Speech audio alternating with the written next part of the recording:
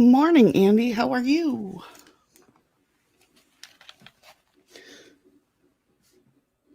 Hey, Lone Wolf. How you doing?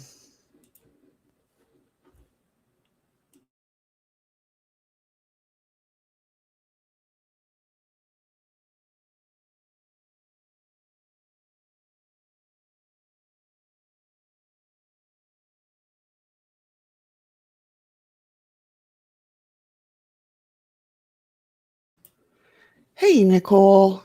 Yeah, I'm doing good. I'm doing good. Thanks for asking, you guys. Good to hear you guys are doing good.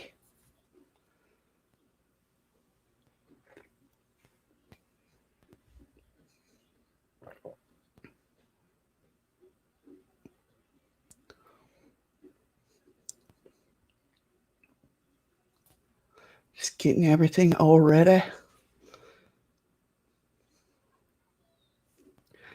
Uh-oh, is Andy stalking?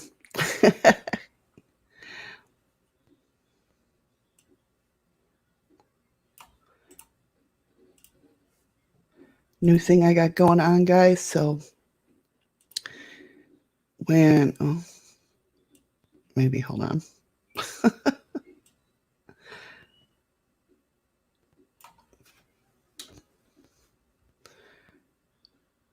He stalks you every day. Hey, Melanie, how you doing? Just so you guys know, I'm going to share this link out.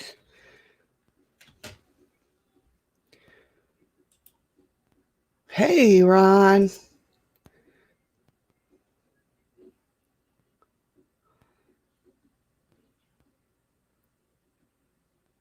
How you doing, Ron?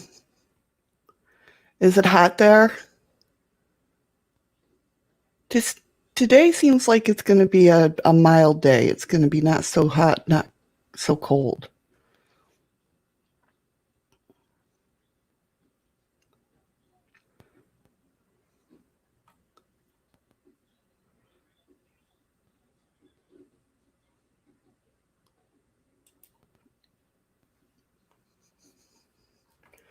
Got a few more minutes, so grab your drinks, coffee, tea, soda, whatever, and your snacks. So I figured out the whole screen sharing thing. I had to use Firefox, but the only thing is with Firefox is I can't share sound, so I still can't do my openings. I've tried Chrome, I've tried Opera. It's all crazy.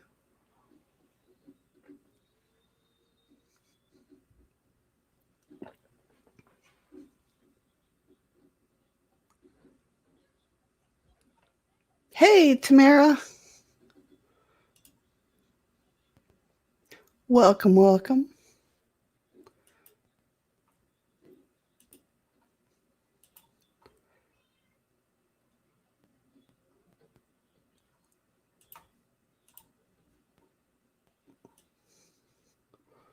I don't know why that didn't save.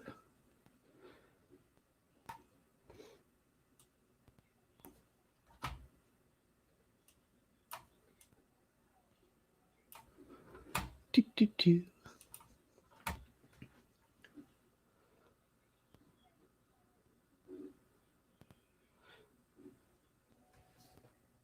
Oh no. They dug up your garden? That's not cool. Oh man, I'm sorry.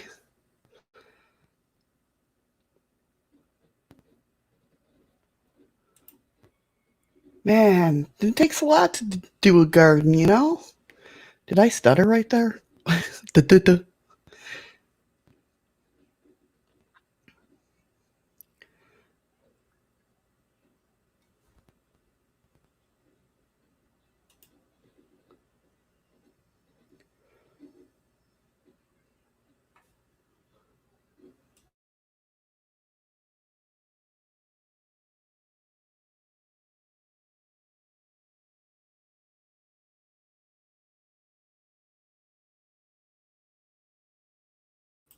Well, I guess that didn't help putting it there. No wonder I moved it. Okay. There we go. There we go. There we go. Oh, I'm sure he was mad about it. Hell yeah, it takes a lot to run a garden. And when somebody digs it up, when it gets dug up, damn,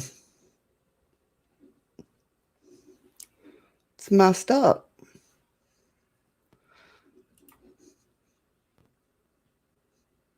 Okay, good. I'm glad I was going to say, Streamlabs was sharing the links. Why isn't it letting you gamble? Oh, maybe because you spelled it wrong. Never mind. Never mind.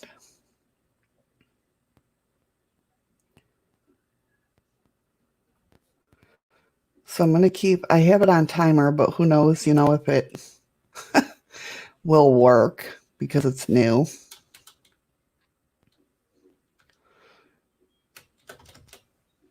Come on, now work with me.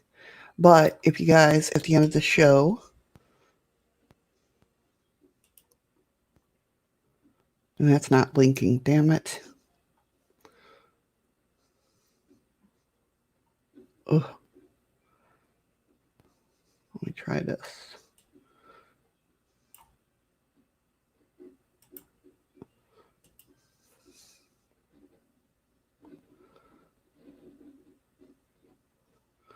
Oh my, thank you for the lemons, Tamara.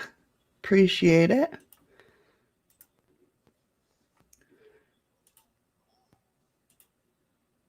Why isn't that linking? Try it that way. Hopefully that'll link. Don't mind me, guys. I'm just talking to myself.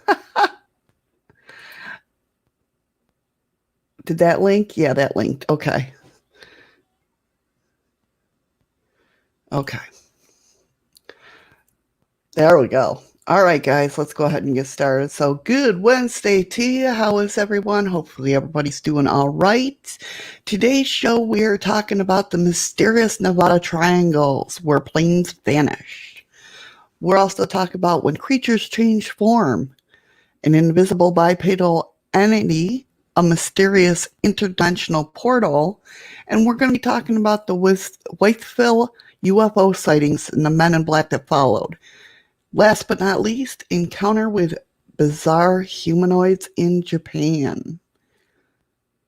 If you are listening to the podcast portion of this, I invite you to come over to the live shows every day, 2 p.m. Eastern Standard Time, 10 a.m. Alaskan Time, and jump into the conversation. All right, guys, let's go ahead and get started and open this up. Good morning. What's going on? How you guys doing? Get everything going. Welcome back, Tamara. How you doing?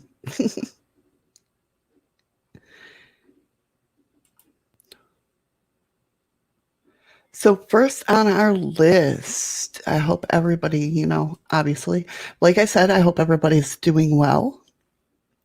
There I am. There I am. Got the hair up. It is hot. Well, I mean, it seems like it's going to be a fairly decent day here. It's definitely outside. It's a little chillier, but it seems like it's going to be all right. So, with that being said, like I said before, I figured out the screen share a little bit using Firefox, but it doesn't have any sound. So, unfortunately, if there's any videos or whatnot, I probably won't be sharing them. Big echo. Really?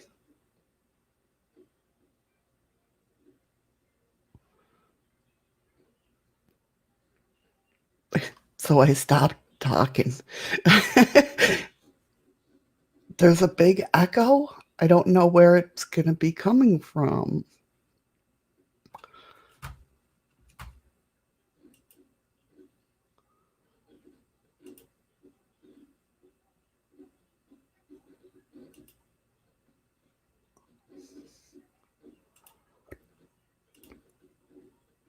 Is that better?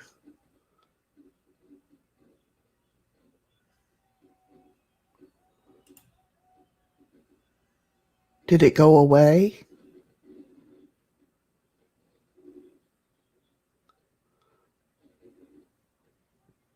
Can you not hear me at all now?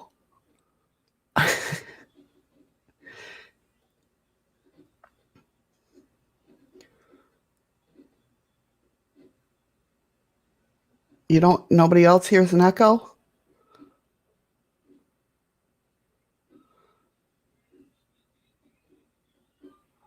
That's so weird.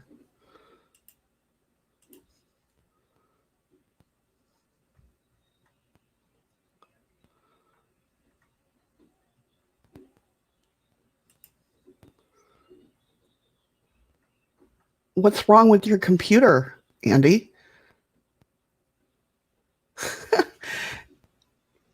So you guys can still hear me though, right?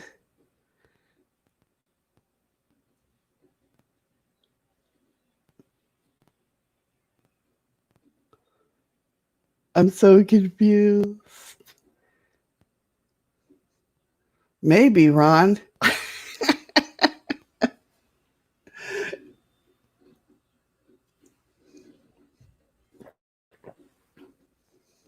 Okay. Okay.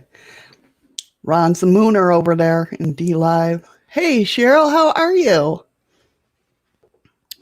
How you doing? Welcome, welcome. So the first story I had, like I said, let me go ahead and share the screen. Okay. Long as everybody can hear me, we're good. And there's no echo. We don't like echo. Definitely. Why is it asking me to mute Mike? I see you, Nicole. Testing, testing. Okay. Just give me a second because I'm sorting this out here. Bam. There we go.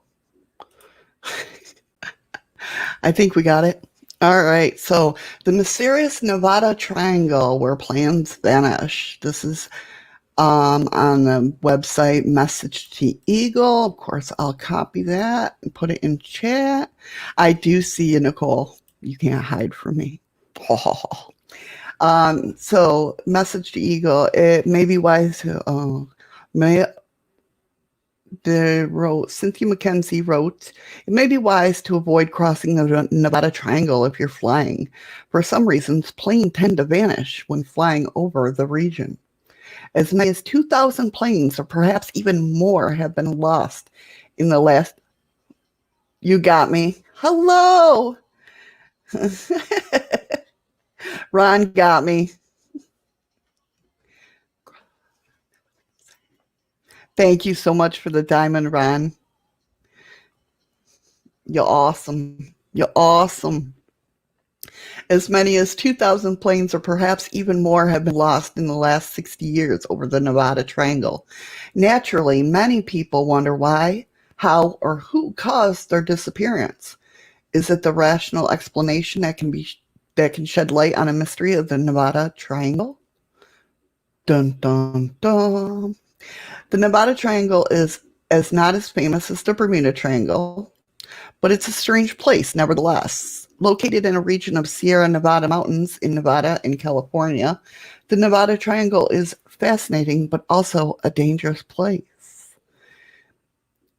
It's a mysterious region with unforgiving landscape with high mountains and desert inside the border of Area 51, a top secret military base famous for rumors of UFO sightings. No one knows with absolute certainty why so many flights have vanished within the Nevada Triangle. I almost said Alaskan Triangle. Several of the missing planes have very experienced pilots who shouldn't get lost. The planes disappear under mysterious circumstances with the wreckage never found. It has been suggested that the disappearance of Steve Fawcett on September 3rd, 2007 may unlock the mystery of the Nevada Triangle. Fawcett was a bit of everything. He was an American businessman, adventurer, sailor, and record-setting aviator. Blah, blah, blah. He was the first one to fly solo nonstop around the world in a balloon. That's Steve Fawcett there. Fawcett was flying a single-engine Pelican Super Decathlon over Nevada's Great Britain desert, but sadly he never returned, and his small plane vanished over the region. A huge rescue operation was launched. 1 month had passed, but his body and plane couldn't be found, and the search was called off. On February 15, 2008, Fawcett was declared dead. His mysterious vanishing prompted several speculations along the conspiracy theories. Many people assume Fawcett had either faked his death or was shot down inside Area 51.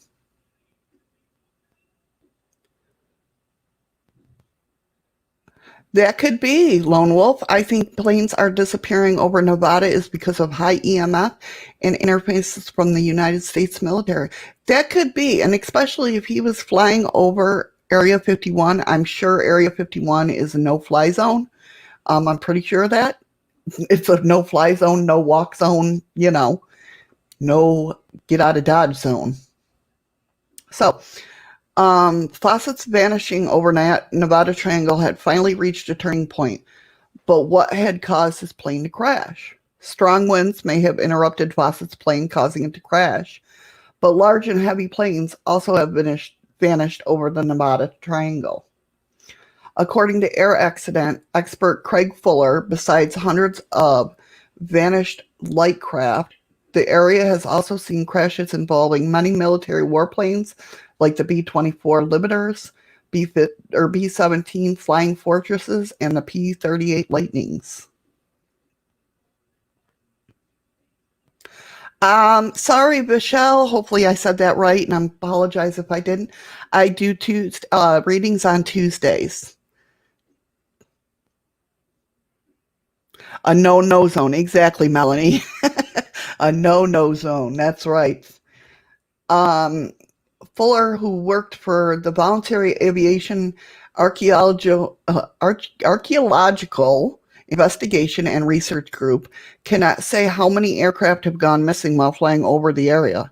Some of these planes have been found, but there are also several that seem to have vanished into thin air, in a manner of speaking.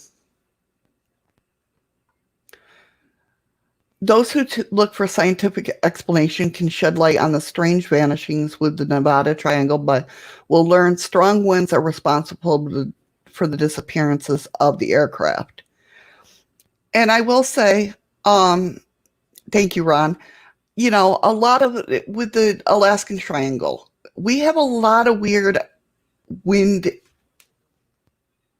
problems up here.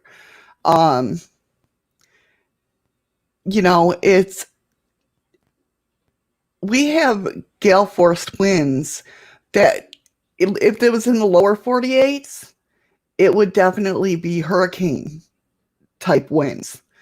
But ours, for some reason, apparently because we're not in America, it don't get labeled as hurricane winds. So, I can understand that, but I don't believe that's all the cases. Do you know what I mean? I think certain ones. Well, thank you for the follow, Nicole. Why didn't my thing? Nothing came up. Oh, there it goes. Thank you for the follow, Nicole.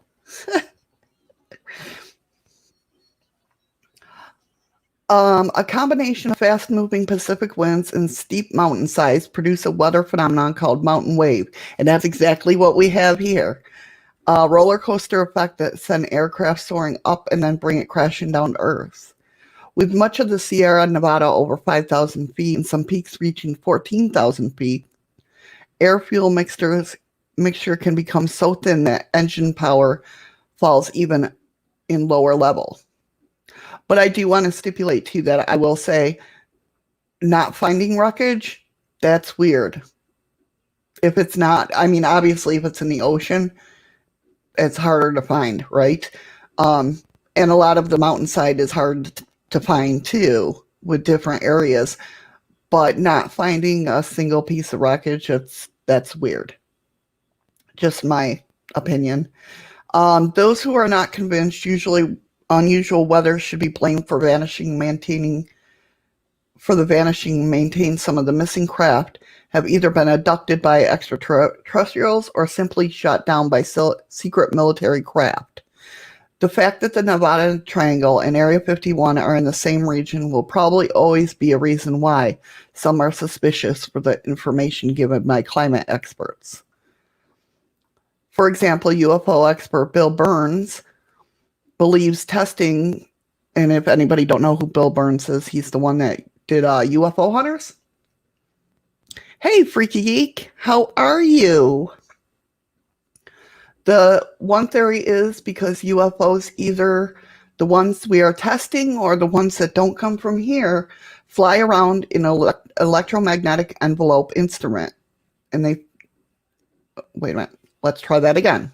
One theory is because UFOs, either the ones we are testing or the ones that don't come from here, fly around in this electromagnetic envelope instrument fails, compasses go haywire, and in the worst case scenario, the ignition of the jet engine fails, Burns said. Oh, you're not too late. So what do you guys think? Do you think it's a mystery? To me, I definitely think some is wind. Some is pilot error, but not finding wreckage. That's a big thing for me.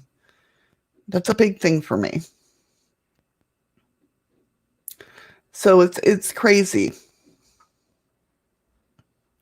And like I said, I will put that link in chat so you guys want to check it out.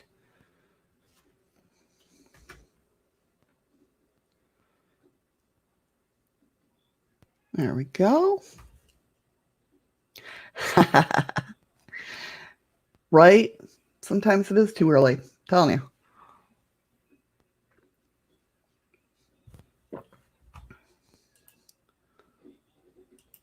So yeah, I definitely think, some is weird. There's no wreckage. But it's one of those things that I don't think we'll ever understand. Just like the Bermuda Triangle, just like the Alaskan Triangle, just like the Nevada Triangle, the triangles that are in other parts of the world. I think it's definitely a strange thing. Yeah. All I know is I don't want to fly in any of them. I mean, I do. I have to. I live in the Alaskan Triangle, so there's no way out of that. If I want to get out, I'm definitely going to have to fly through it.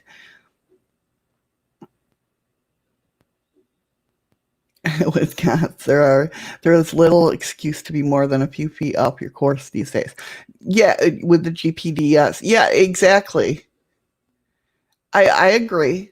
And I think a lot of it has to do with magnetic forces and everything that's going on here.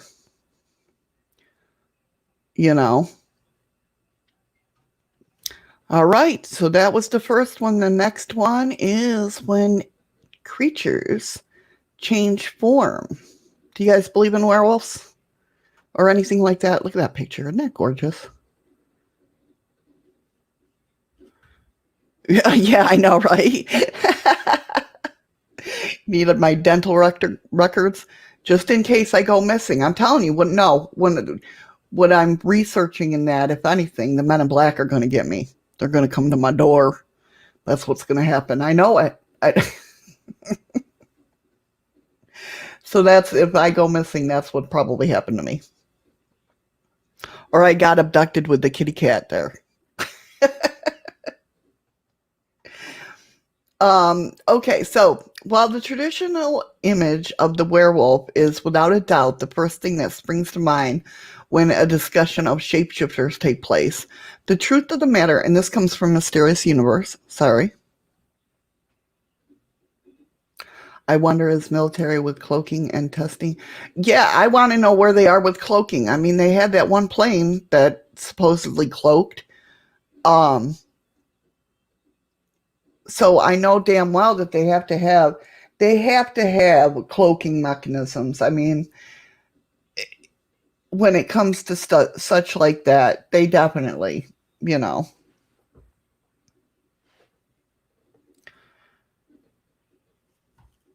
Okay.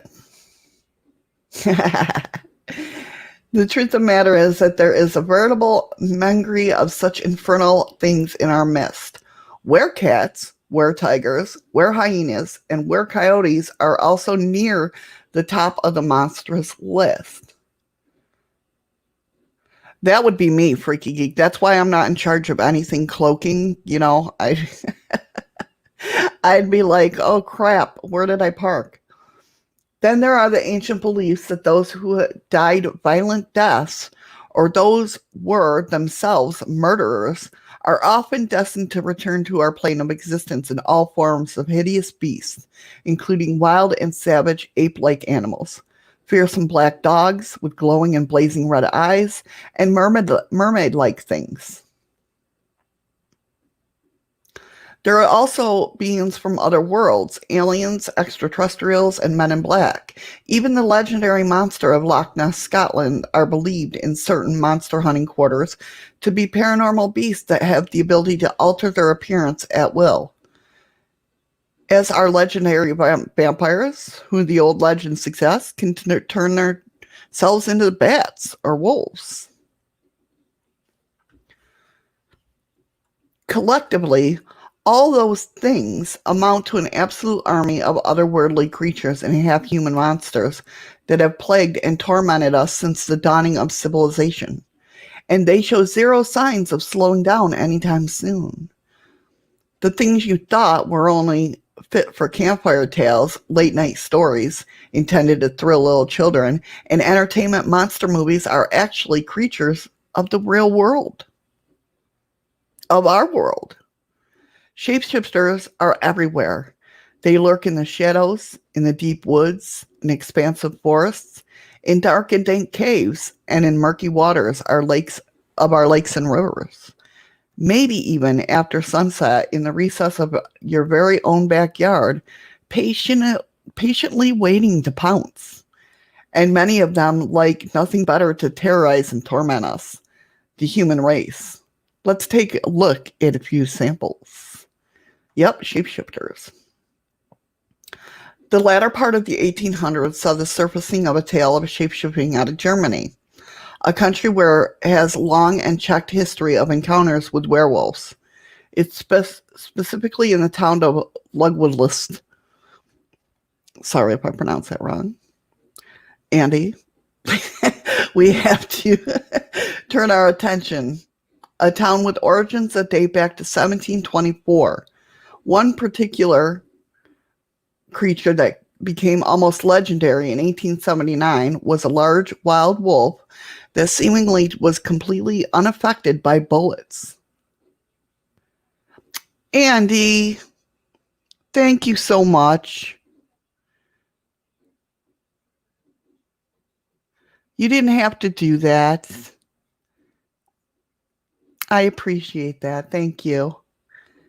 Even though I don't know why my alert didn't go off, I did see that. And I appreciate that. Thank you, my friend. One particular creature that became almost legendary in 1879 was a large wild wolf that seemed completely unaffected by bullets.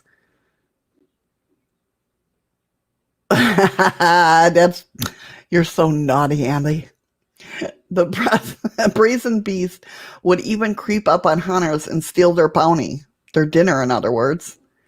Kind of like at Skinwalker Ranch, where it said they shot how many bullets into a big, huge wolf, and it did nothing, basically. It's no surprise that the word soon got out around that maybe the wolf was even more than just a nimble animal that had been lucky enough to avoid getting shot. Some thought it was a supernatural in nature. Others, in quiet tones, suggested Lugwood list had its own werewolf. They were right. Witness claimed to see a wizened old witch transform into the deadly beast and back again. Hey, Shrimp Shack, how are you? Welcome, welcome. How you doing today? In April 2000, I don't have that power as a witch. Oh, really, Nicole? Are they huge? Are they shapeshifters? I don't know. How would you react? Think about this. How would you react if you're just like walking down the street or going outside to have a smoke or just hanging out outside, right? And you see somebody transform into an animal. How would you react to that? Would you go try to capture the animal? Like, I mean, if they turn into a bunny or something.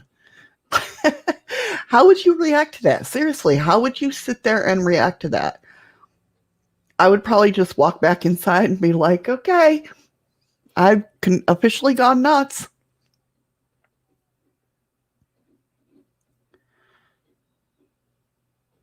Nice. That's true, Freaky Geek. Well, I don't want to, Freaky Geek asked Shadow if you never tried. How do you know you don't have that power? I don't, that's true. That's true. I mean, I feel that if I tried, I would try too hard and like bust my brain somehow or something. I don't know. Yeah, Nicole, they're like shadow people. Definitely. Definitely. I agree with that. I think all cryptids in a way are yeah, I break the mold, all right. um I feel like that all cryptids can transport interdimensionally. Like Bigfoot, all cryptids somehow in some way. So, I mean, I can definitely see my biggest thing with it though when it comes to cryptid research is why they all like why there's such a huge sighting of different things at different times. Do you know what I mean? Like I want to know what the purpose is. Like, you know, the past couple of years Dogman has been big in the Wisconsin area. That'll go away. Then we got, like um big flying birds, whether they're thunderbirds, whether they're pterodactyls, sightings in another part of the states at another time. Do you know what I mean? I want to know why we had that. If they need to transform into another shape, they are not so trustworthy. See, um I don't think that, Nicole. I don't think that. I think they need to do that sometimes to survive. It's almost like I feel like it's almost like somebody that transforms like say into a werewolf. They need the power of a werewolf or a wolf. Um or anything like that if that makes sense. Well, yeah. I mean, I'm not going to go up and start petting them or whatnot. If I saw that happen, I'm not going to really. Andy says, when I used to shoot rabbits at night, I would leave them out in the field until I had a half a dozen or more. Quite often, a fox would come and steal one or two. Could it be a midget werewolf? You never know. Oh my goodness. Yeah, Freaky Geek, probably changing shape is another way of hiding for safety. Definitely could be. Yeah, like Andy does every time he sees me. Oh no, the moon, I mean. Exactly, Lone Wolf. Look at Vampire Brides, from the movie Van Helsing. They were shapeshifters. Yeah, that's so true. I love those movies. Um, yeah, definitely. I mean, that's what I believe. I mean, I'm kind of on the same wavelength as Freaky when it comes to this, where they need to change. And I mean, I'm not saying they're all good and righteous and do-gooders. I'm not saying that at all. Um, but and they're not, Freaky Geek. Vampires are always depicted as evil, and they're not. I know a couple good vampires, but they're not like bloodletting vampires. They're psychic vampires that use their skills for good. Um,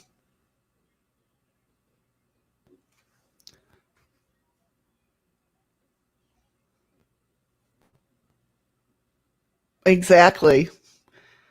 Well, are we talking about the vampire Dracula, or are we talking about what's his name there?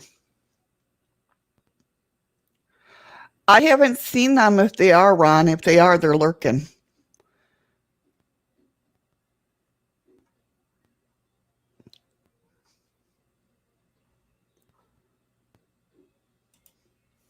So in April 2016, a very strange story surfaced out the north of England, and to the extent that not just in local media, but the national media too, were busy chasing down a strange and sinister story of what we know as the werewolf of Hull. Reportedly, an 8-foot tall, hairy covered monster. The case was, however, notable for the fact that several of the witnesses claimed the beast shapeshifted from a terrible, foul monster into a form of a black cloaked old witch. Most of the reports, that's what it is. I'm not an old witch, right? No, I am an old witch. Most of the reports resurfaced in around the vicinity of what's called the Beverly and Barmston Drain, a land drainage operation, the origins of which date back to the latter part of the 1800s. A tunnel that carries the drain can be found below an old bridge of Beverly Beck, a canal in East Riding, Yorkshire, England. A location where a number of the encounters with their hair covering things have taken place.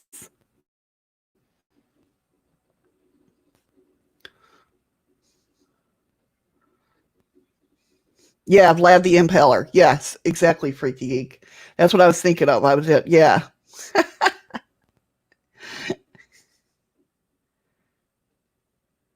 And Little Red is part wolf and Eli. Well, do you want to know something? My actual witch name, which I haven't used in years, is Iron. Uh, Iron. Yeah, it's Iron. No, it's Aaron, because I haven't used it in years. Fire.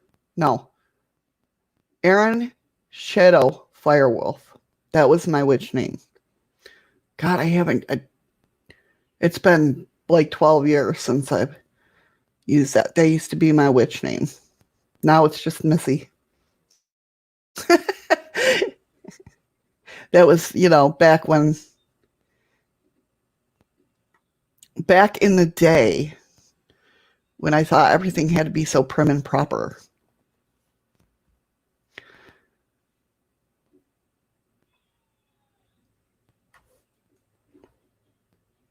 Now, yes, Nicole said, saw when I was 14, something shady that seemed to shift, but not sure what I saw actually is more like a sudden wolf grin I saw. Kind of like the Cheshire Cat. Is that what you mean? You just saw the grin? Or am I thinking of something else?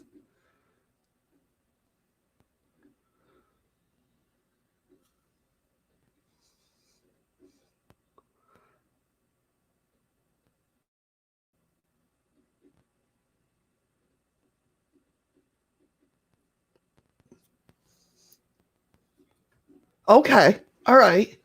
Wow. You're not the first person I've heard say that. Like they've just seen the facial features in the air. You know what I mean? And it's not like pareidolia. I can't say that word. You know what I mean now. Um, Now I've seen face shiftings, like where you're talking to people. I actually saw that doing like kind of like Bloody Mary. No lie. Saw my friend Linda change right before my eyes through the mirror. And that was the freakiest thing I've ever, yeah. But I've heard of people seeing just facial features in the wind, basically. So yeah, that would definitely weird me out a little bit. So what might the creature have been? The UK's media picked up quickly and widely on a local legend of the abominable beast known as Old Stinker.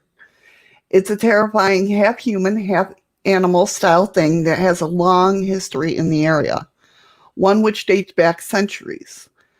So the story goes, it took its name from the legend that it is allegedly suffered from severely bad breath. And its physical appearance was said to have been no better either. It was covered in hair and had piercing and glowing red eyes. On top of that, it regularly devoured the corpses of the recent dead.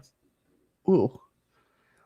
Jennifer's encounter occurred in small Oregon hometown in the fall of 2011.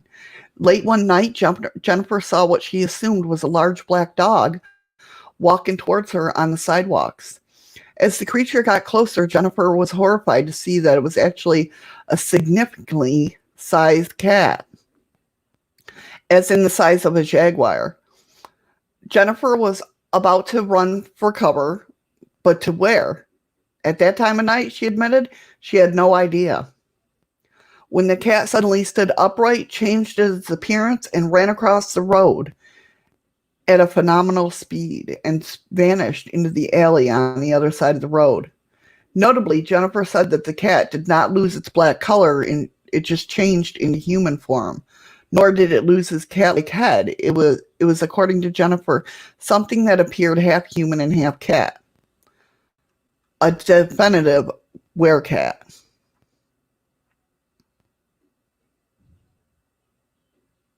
Yeah, Dogman, exactly. Missy, I often don't be scrolling up. See, Missy, I often saw eyes changing with people really glowing and coloring. Yeah, I've heard that too. Dogman, yeah, dog face, hairy, muscular human body. Yeah. Well, look at Anubis. I mean, they worshipped Anubis and, all of the old gods of Egypt. Yeah, exactly. The bad breath. Every time I see something about bad breath, these animals having bad breath, it's like, well, duh, you know, especially if they're scavengers, they're not going to have the greatest breath. That's definitely anti-bad breath. That's wow. Andy covered in hair, sharp fangs. Must have been my ex-mom-in-law on holiday. You're so bad, Andy. Oh my goodness. One of the many and varied kinds of elementals, see, I don't know, that were said to possess the awesome powers of shapeshifting. Certainly one of the most mysterious and strangest of all was the Dryad. It was definitely a definitive entity of magical proportions that took shapeshifting to a truly unique level, as we now shall see. The Dryad was a supernatural entity that features heavily in ancient Greek mythology, and which was exclusively associated with forests and woods and trees. There are very good reasons for that. The Dryad had an uncanny and eerie ability to transform itself into a tree. Perceived almost anonymously by Native Americans as trickster-like animal, the coyote is said to have an ability to control the weather, specifically rain and storms. And like so many other trickster entities, such as fairies and goblins, the coyote can be friendly, playful, and helpful. And also like tricksters, the coyote has a darker side. Maybe that's why I'm scared of yotes. I don't know. It can be manipulative, deceitful, and even deadly, as if his mood tastes for it. As for the Native American lore, says of the shape-shifting abilities of the coyote, we are told that the animal can take on human form, usually in the guise of a man with a large mustache. Coyotes are said to be able to transform into the form of birds, fish, and cats. Also, according to Native American mythology, witches most familiar with the magical rituals can transform themselves into coyotes. Thus, a coyote seen running wildly late at night may well very be a shape-shifting witch or wizard embarking on some dark and disturbing mission.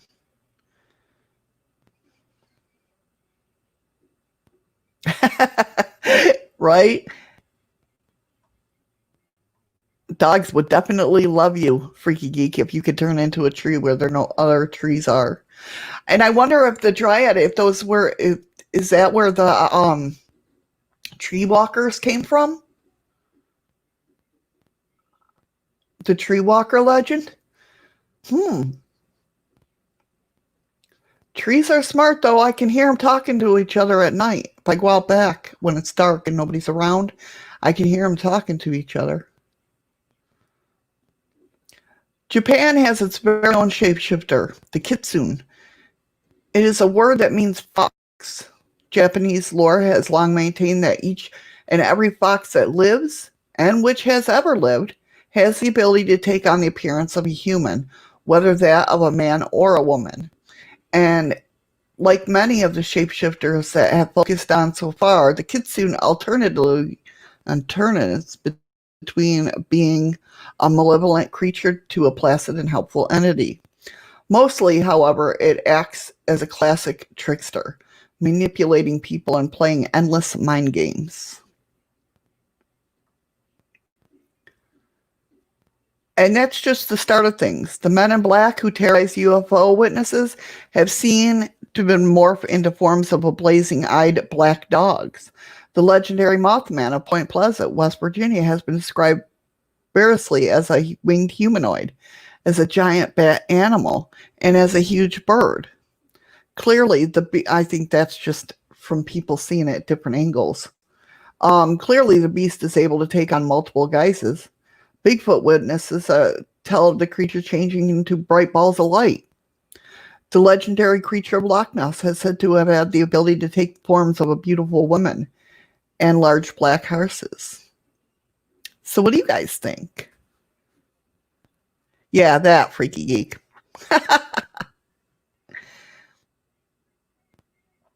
Yep, they do whisper. Trees do whisper. Definitely. I hear them all the time. They can be very loud. Although, they can be very loud.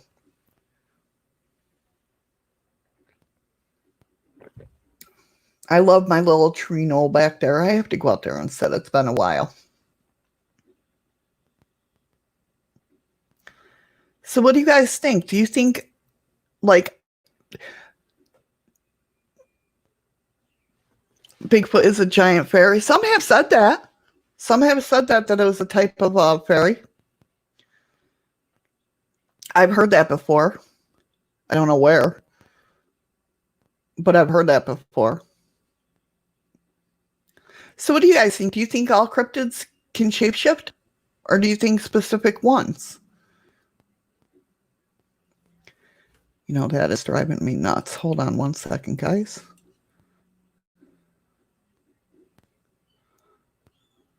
There we go. That's better. Okay. Hey, Eli. How you doing, buddy?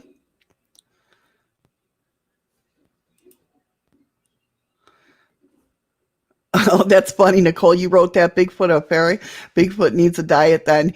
But it scrolled down to where it looked like you said Bigfoot now has whatever how many points Freaky Geek does. I was like, what? Who's in my chat room that changed their name to Bigfoot?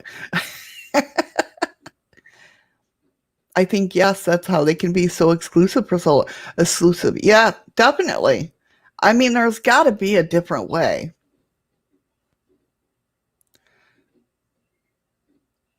Oh, really, Ron? I thought Nessie turned into a white horse, tempting people to the jump ride the jump in the water, drowning victim. Hmm.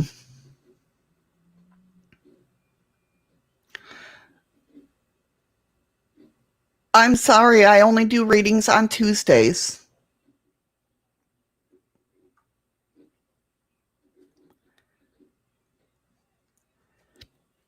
Could be, Ron.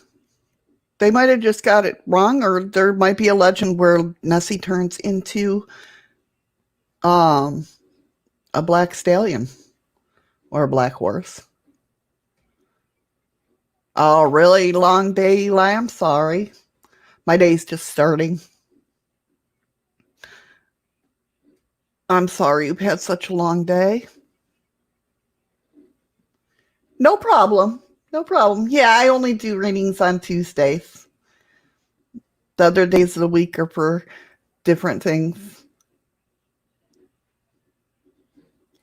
So our next article we have is from, oh shoot, I didn't put that in. Hold on. Give me a minute. Yeah. I'm not used to opera yet.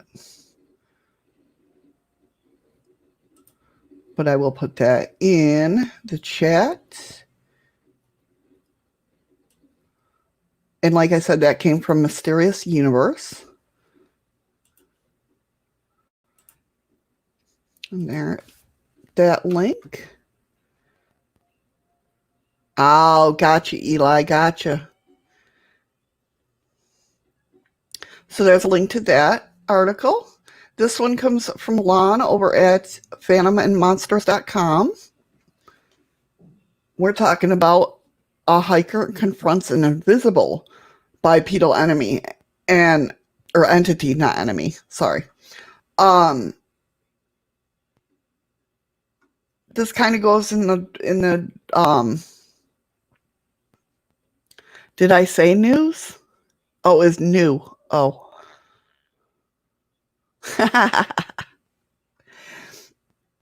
Yes, it's from Oh Shoot. This kind of goes along with the last encounter. I've encountered an entity which has some similarity to Flash. One problem is that we don't have a name for these things. I was camping alone in the mountains as I used to do for 4 weeks every summer.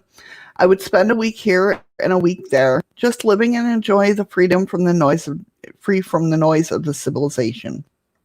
Every summer in early September, when the wild blueberries were ripe, I liked to camp in a spooky place where a friend had seen a Sasquatch years before.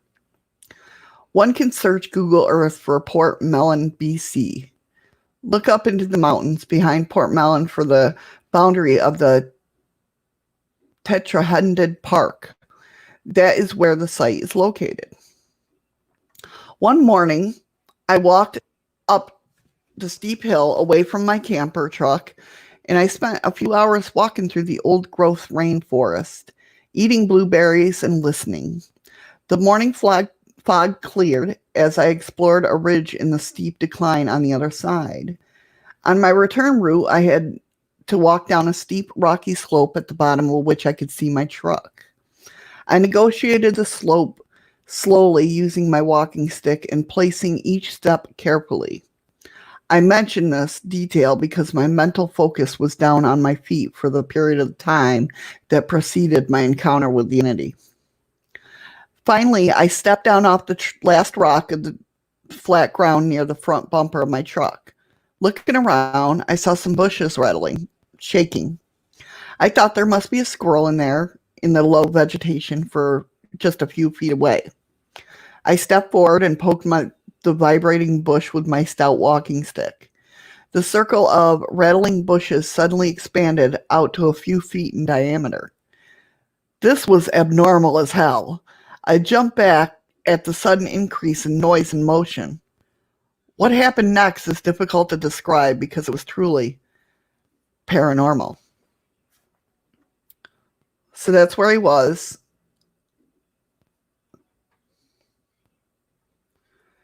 It looked like a tall, bipedal, and invisible creature went running away from me. It ran at a high speed up a steep slope. It was invisible, but I could see its motion by the way it distributed the vegetation. It made a hole in a forest as it ran. I repeat, it made a hole in the forest as it ran away from me up a steep hillside.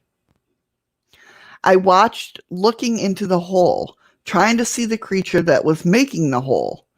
There was nothing to be seen in the hole.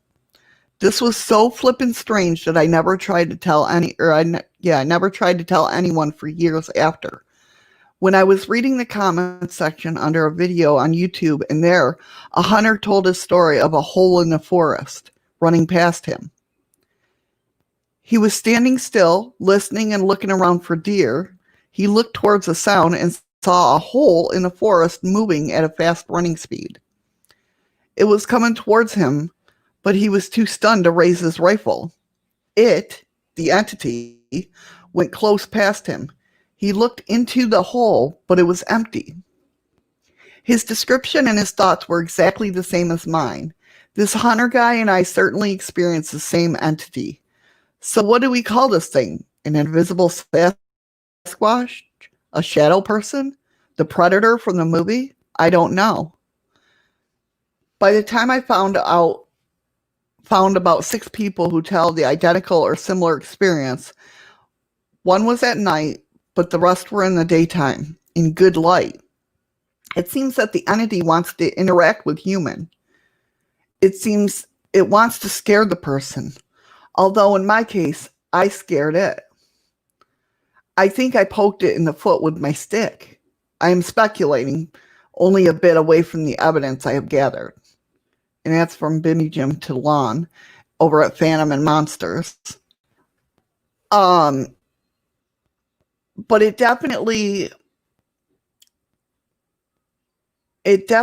sounds like, I don't know. See, other stories that I've read sounds like the Glitter Man. Like, if you see, I have a video out about the Glimmerman, not the movie either. It kind of sounds like that, but this, for some reason, those stories about the Glimmerman and this are different because I feel like this is a bigger entity. I mean, I'm sure Glimmermen can come in all sizes and shapes, and a lot of them describe it as like the Predator of the movie. But to me, but they're usually smaller. They're usually smaller, like human size. Now, a lot of people think that the Glimmerman derived from jinn. And they can be good or bad. They're kind of neutral. They could be good entities or bad entities. But I'm getting a different feel reading this one. I feel like this is more of an invisible Sasquatch. I don't know. No, I'm not talking about the Steven Seagal movie.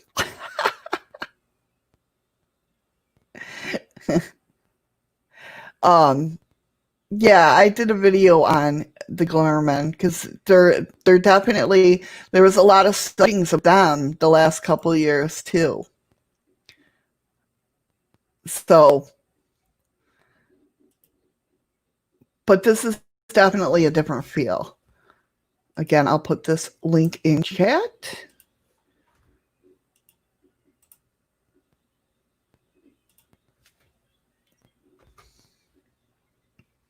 And that takes you over to fandomandmonsters.com. Always love reading Lon stories or the people that send Lon stuff.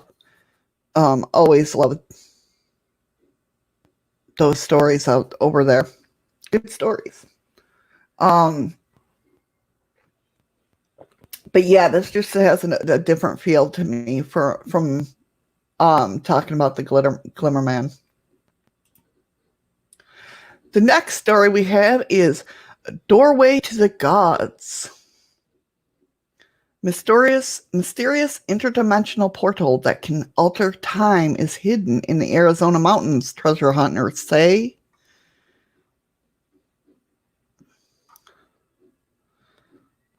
So, treasure hunters who visit a canyon hidden deep.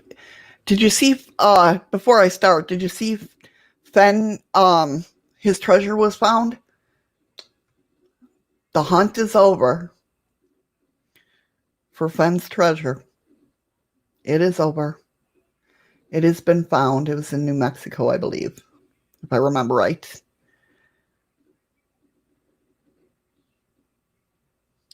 So here we go. Treasure hunters who visit a canyon hidden deep in the southeastern Arizona near the Mexican border say they saw strange lights in the sky and stones falling from heaven. Hey, Claire, how you doing? Well, that's true, Annie. Peyote or San Pedro cactus will open that doorway for you. Hey, Lucid, how you doing? How you been?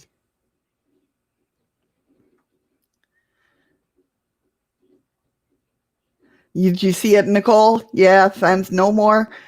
That's okay, Claire. Oh, really? About Fen's treasure being found? Yeah, it's over. It's been found. It's kind of a bummer, but I'm glad somebody finally found it.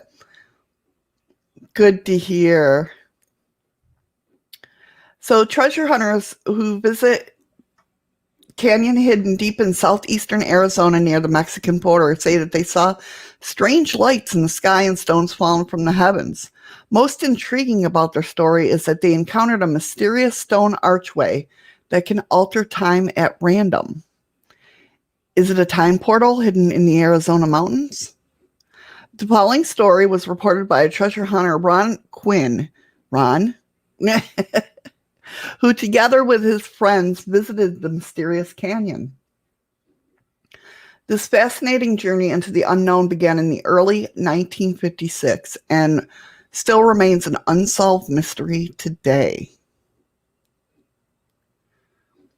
It all began during a 2-year adventure in South Arizona in search of lost mines and hidden Spanish treasures. High among the rugged terrain bordering Mexico, my brother Chuck and I discovered a location where time itself is altered. Would you walk through this? If you saw a doorway that could alter time, would you walk through it? I'd want to really bad, but I don't know if I can do it. This natural freak of nature lies deep within a region seldom visited by modern man. The reason I'm bringing this to light after all this time is because something in the works might be affecting this interesting place. Tucson Electric Power Company plans on building a 345,000 watt high voltage transmission line from Tucson to Nogales. The line could come quite close to this site. Would you, Nicole? Hi, Lisa. How you doing?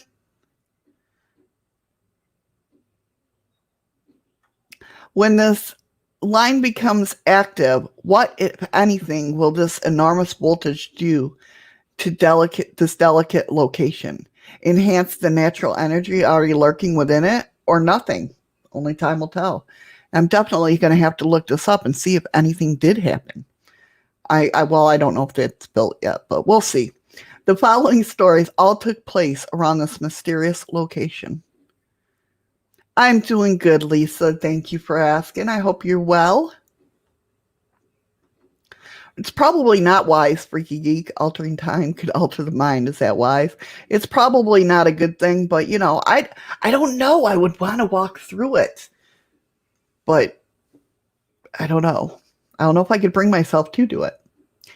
This all began, lights in the sky. This all began after my release from the military. My brother Chuck asked if I was interested in taking an extended trip to Arizona to search for several of the legendary lost treasures, allegedly hidden during the Spanish occupation. This ignited my adventurous spirit, so plans were made. We saved enough capital with the help of our parents for 2 years. I was 23, Chuck was 26. We left Tacoma, Washington on March 20th, 1956. Our final destination was Arabica, Arizona, a small desert hamlet of perhaps 70 residents. The old Adobe Village was located squarely in the center of the county, harboring some of its well-known hidden treasures. That's true, Freaky Geek. That is true. Well, many of us might have, without knowingly, walked through such a door with the Mandela effects. That is true. About 3 weeks into the treasure game, Chuck and I were relaxing in a camp one evening. Towards the south, the craggy peaks of Tacoma Mountains were silhouetted against the darkening sky. And this is Ron Quinn, Ron and Chuck. Those are the two. Roy Purdy and Walter Fisher. So apparently all four of these guys were treasure hunters, obviously. Our attention was directed towards two large balls of blue-green lights slowly descending behind the mountains several miles away.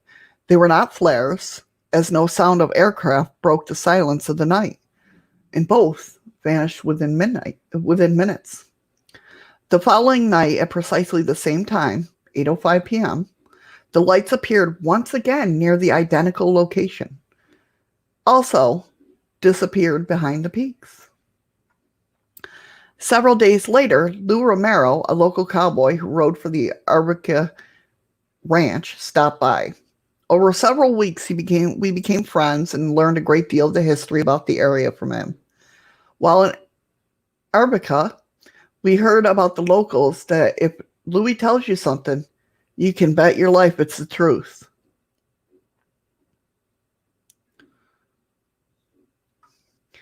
During one of his weekly visits, Louis told many stories centering around the nearby mountains. Several bordered on the paranormal. After describing the odd lights we'd seen, he smiled, saying he and others have spotted them since 1939 in the same location. Over the months, we saw them several more times. Hey, Cassie, how are you? One day, as we were returning to Arbica, we spotted an old truck parked beside the road with a flat tire. Not having a spare, the gentleman stood beside his vehicle trying to hitch a ride to the nearest service station. We picked him up and soon arrived at Kinsley Ranch and gas station. After having the tire repaired, we returned John, an Indian, to his truck, where we mounted the tire for him. John couldn't thank us enough, not many white men had shown him such kindness. A month or so later at camp, we spotted a rider approaching and were surprised to see it was John. He told us he was working temporarily for the local ranch, checking the fence line. That's Ron and Chuck Quinn. This is in 1956. While talking in general about the surrounding country, Chuck mentioned we were treasure hunting. As a boy, John said he heard many of the tales of the lost mission gold and silver. He also believed some of the tales were true, as treasure was found in 1907 near Nogales.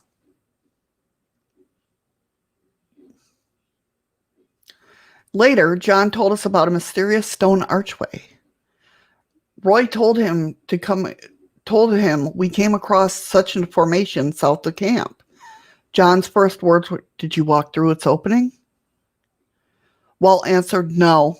We noticed it was descending a slope, but paid little attention to the oddity." John told us around the 1800s, 3 Indians were hunting and upon returning to their village, discovered a stone archway. Being in a jubilant mood, they began chasing one another through the opening in a playful manner. Moments later, one jumped through, but never emerged from the opposite side. Fearing they had entered some sort of sacred ground of the gods, the remaining 2 fled the scene. Arriving at the village, they told the medicine man how their friend had vanished before their eyes. There's Chuck Quinn examining geodes from the site in 1956. As the story spread, others journeyed to the high plateau to gaze upon the stone structure. Rocks and other items were tossed through but nothing occurred until an elderly woman approached. Tossing a live rabbit, it suddenly vanished. The Indians backed off in fear and spread the story of this doorway to the gods, as it came to be known. John himself has been to the site many occasions. The only time he witnessed anything strange was around 1948. A big storm had blown in, and the sky was filled with dark clouds in all directions. As he rode past the archway, he noticed that the sky through its opening was blue. No clouds were visible. Dismounting, he walked cautiously, so he looked through this. There was storm clouds on this side, but he looked through the archway up at the sky, and there was blue skies, no clouds. That'd be weird. Dismounting, he walked cautiously toward the formation and peered through. The mountains on the other side hadn't changed, but the sky was clear. Looking around the corner of the structure, the sky was once again covered with dark clouds. Fear gripped him, and he rode off.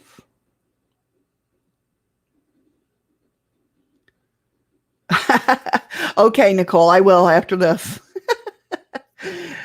Sim believed John was looking into another time period through the portal. We asked John.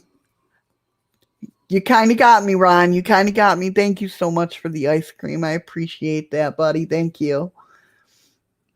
But fear gripped him and he rode off. Some believe John was looking into another time period through the portal. We asked John if the story was indeed true. Why hadn't it been investigated? He replied that only his people knew of the story, as it had never been mentioned outside the tribe. The only reason he told us was because we had shown him kindness while stranded beside the highway.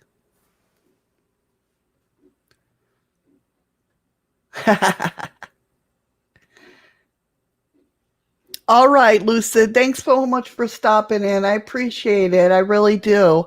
I missed you, girl. Hope you have a great day, hon. Curious, we decided to make another trip to the remote site where Roy Purdy and Walter Fisher, two fellow treasure hunters who were camping with us. It's a rugged climb and the torturous...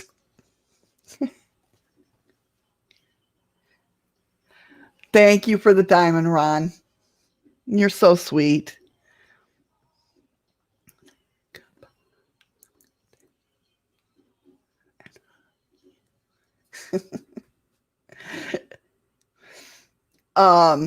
Curious, we decided to make another trip to the remote site with Roy Purdy and Walter Fisher, two fellow treasure hunters who were camping with us. It's a rugged climb, and the torturous craggy mountains play no favorites.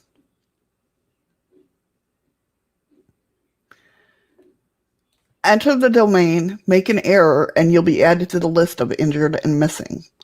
The mysterious area is covered with wide-swept rock formations that dot the landscape. Searching further, we discovered an enormous deposit of geodes. The ground was littered with them. Some had broken open, revealing the crystalline interiors. I wonder what kind of geodes they were. As we approached the archway, the structure took on a menacing appearance. It stood beside a rocky slope and was perhaps 7 feet high by 5 feet width. Its columns measured approximately 15 inches in diameter and were made of andesite. Chuck jokingly tossed several rocks through, but nothing happened. Next, I placed my arm in.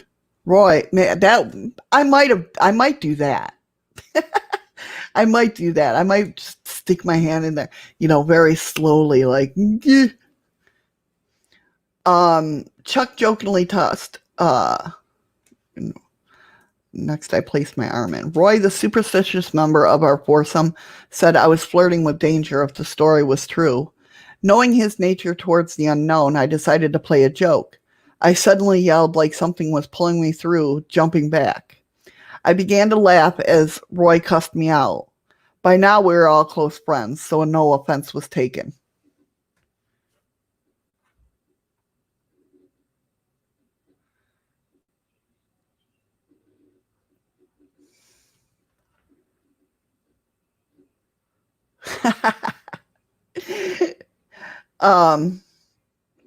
After several hours, we departed the interesting location carrying a number of geodes.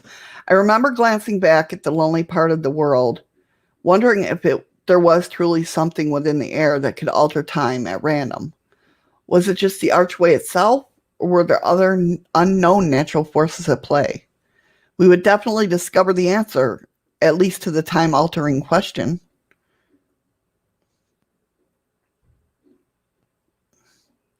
Horses from beyond. It was roundup time in the Abbott Ranch. That evening, Louis and several others were camping beside the corral, just north of the mountains, to get an early start following morning. As we sat around having coffee and making small talk, Louis noticed that how still the night was. Most evenings one could hear the night sounds of the desert, but this time it was quite unusually quiet, and the livestock seemed restless. As they were about to bed down, they suddenly heard the rumbling of approaching horses. As the sound grew closer, one could hear the clattering of hoofs among the rocks, accompanied by whinnying of many horses. As the sound increased, the boys dove for cover, expecting to see a herd of horses stamping by through the camp. But the rumbling reached the opposite side of the nearby canyon and abruptly ended. The following morning, they searched but found no evidence of horses. Louis mentioned wild horses once roamed the country around the turn of the century, where Louis and the others caught on the outer edge of some form of time change. It turns out that they were near the mysterious archway. Says, before continuing, I'd like to set forth a theory told to us by a party well versed in the field of the strange and paranormal. Perhaps an enormous deposit of geodes beneath the surface might be affecting some time in mysterious manner.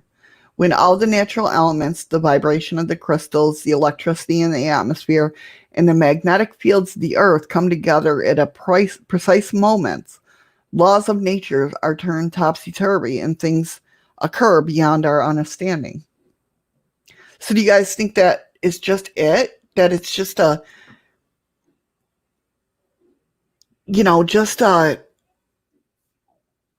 perfect moment in time that's doing this? Just that perfect, Goldilocks time moment?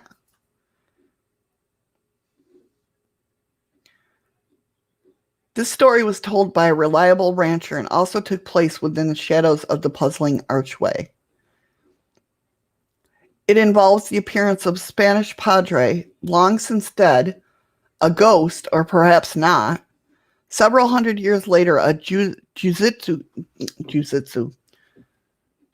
priest, whose name has long since been forgotten, built a small mission east of Arica. The residents gave their most treasured possessions to him for safekeeping, as they feared robbery. They were hidden somewhere near the church grounds. Yeah, it kind of does, Ron.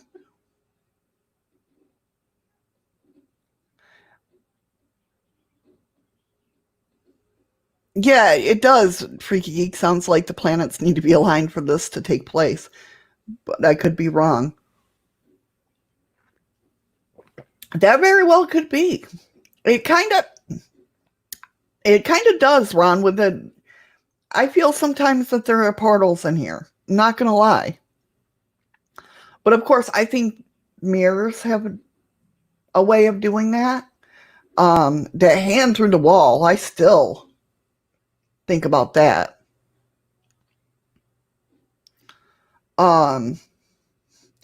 So one morning, a Mexican woodchopper found the elderly padre dead.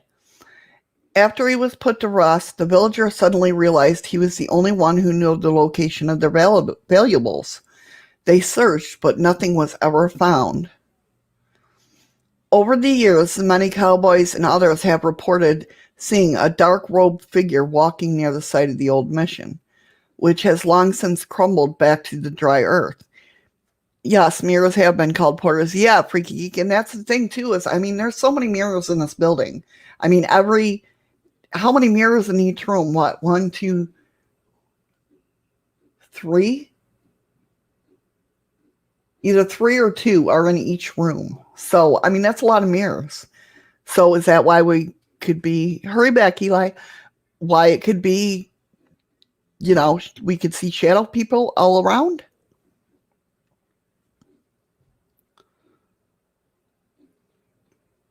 I mean, over the years, many cowboys and others have reported seeing a dark robed figure walking near the site of the old mission. One rancher told us, quite frankly, nobody will ever convince me otherwise. I know what I saw that afternoon. The figure wasn't any ghost. It walked across a wash, disturbing the gravel and causing a long shadow.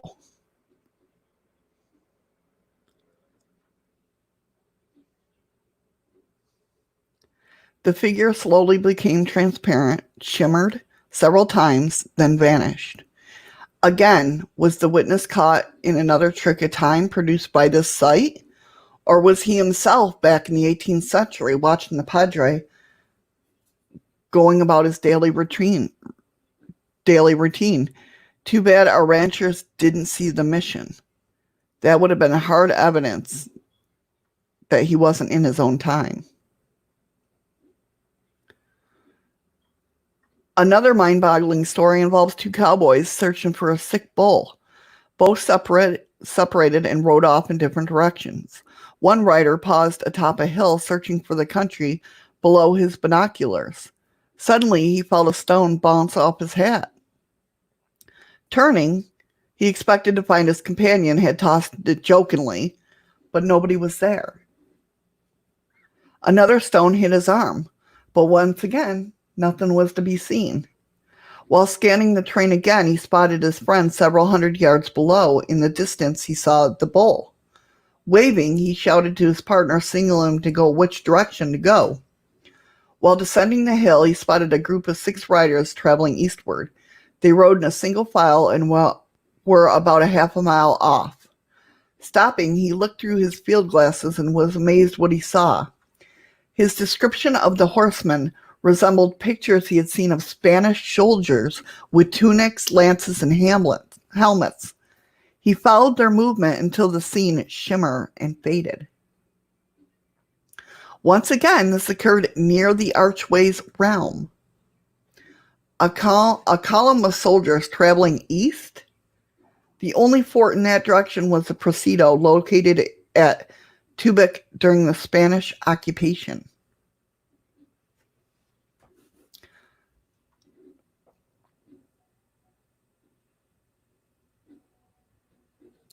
What about residual? What do I think about residual energy? I do believe that exists. I think everybody has both. Well, the world has both residual and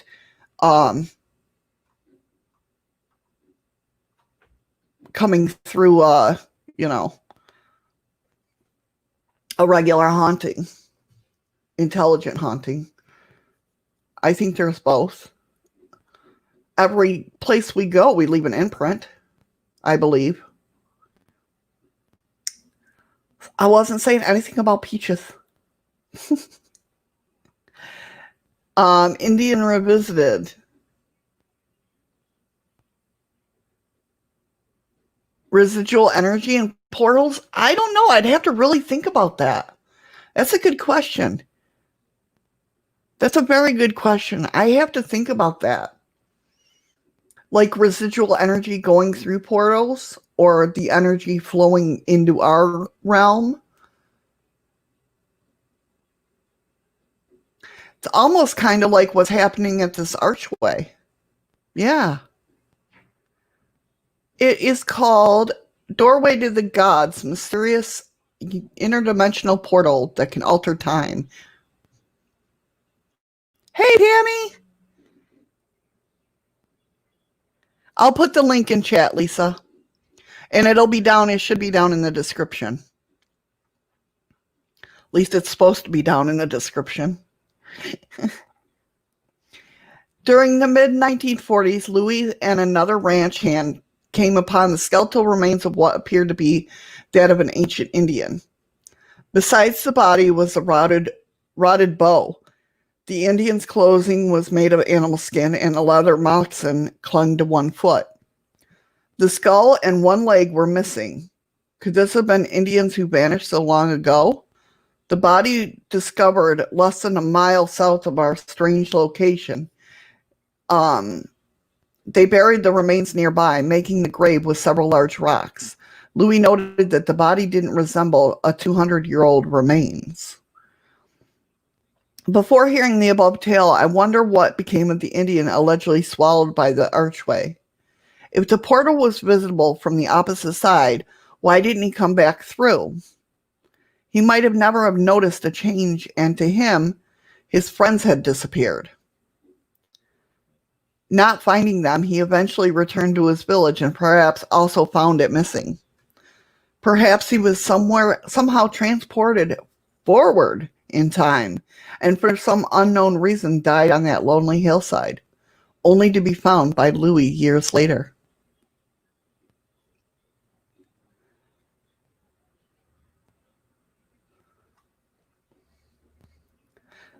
That would be, whew. So one day, Walt and Roy had their own weird experience near the stone portal. They returned there because Walt wanted to collect some geodes for his friend in Tucson. Looking toward the archway, both saw it appeared to shimmer. According to Walt, this lasted several minutes before it slowly faded. During this period, both felt a strange pressure within their ears.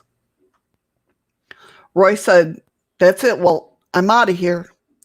And after gathering a number of geodes, both left with Roy leading the way rather fast. During the summer months, temperatures can reach 110 degrees. The heat waves dance off of flat surfaces can make objects appear to shimmer while looking through them. But this was mid-January, and the temperature was around 60 or so. Old Roy would never again return to that site, no matter how we tried to persuade him. Was shimmering an ear sensation the beginning of some sort of activation that never reached its full potential?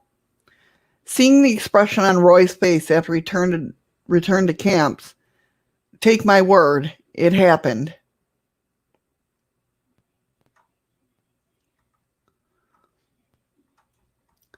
So, there's a lot of stories, and again, I'll put this is from messagetoeagle.com. Put the link in chat for you guys. That's crazy. What do you guys think? Do you think there are, archways out there? Did that link? Yeah, that linked. Okay.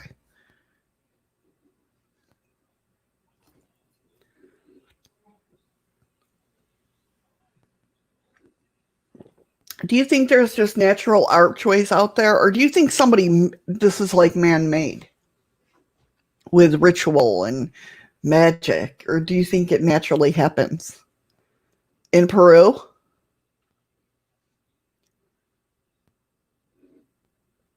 We always see those, the door, they say that the stairways that lead to nowhere are portals. Or ones that even go down, disappear in the ground into like a basement-like thing are portals. But do you think you can open one up? What do you think, Ron? Are they man-made or are they natural?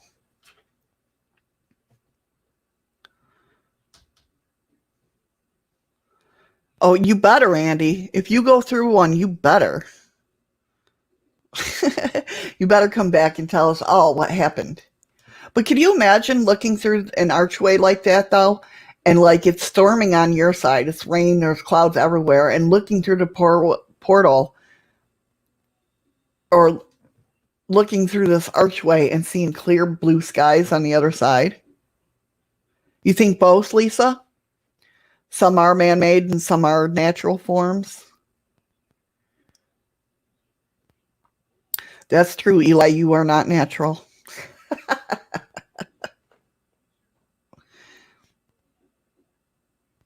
That's true. That's true, Andy. It's just wild. It's just wild to me that um I guess so. Yeah, you're right. Man-made is still natural. Theory is use correct vibrations, some will open. Yeah, and what do you guys think? I'll definitely have to do some research on this. What do you think's going to happen when this power plant this power plant let me see where 345,000 watt high voltage transmission line goes through there? I wonder if it did. Let me search that. Oh no, search. It doesn't look like it's been built yet.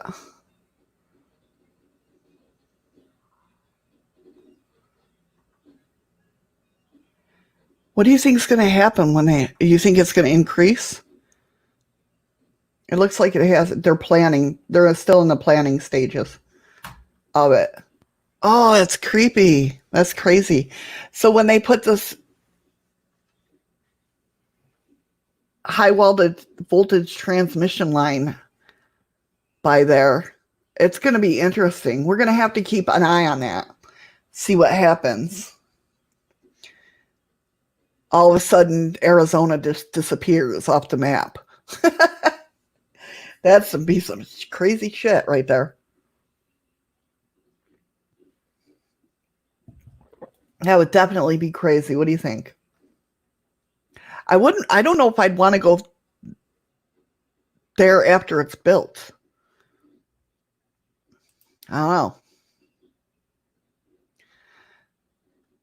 So the next thing we got is from paranormalscholar.com.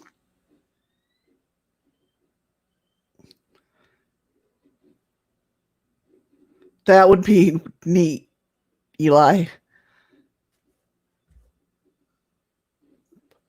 Do you guys notice Eli's comment's not in chat, but it's on the big screen?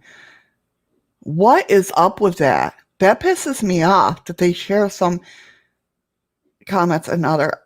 I'm trying to match it up to make sure. Yeah. Do you guys notice that? Eli said, Freaky Geek, when I die, I want to be buried in a man-made pizza box, LOL. It's not in chat, at least not in my chat. Do you guys see it in chat? No, not blocked. I see you, Eli.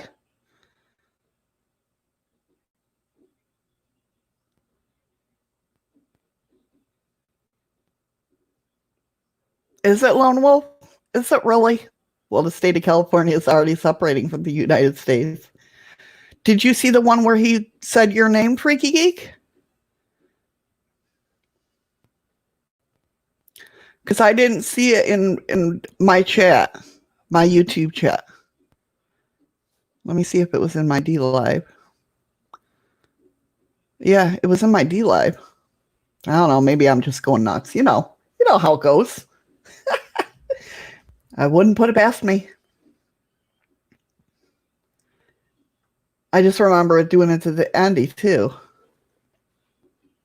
When I die, I want a tombstone with doorbells on it saying "Press if you dare." Okay. All right, then it's just me. I'm going nuts.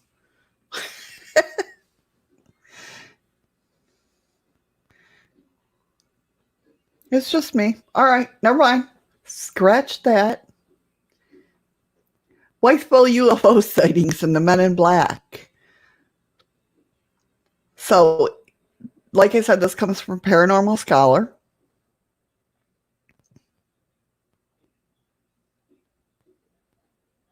Oh, really, Ron? Okay.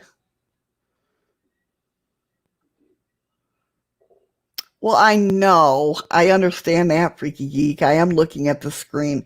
But my screen on my OBS shows YouTube, my restream up at the top, my camera, and what you guys see, basically, and then my D-Live chat.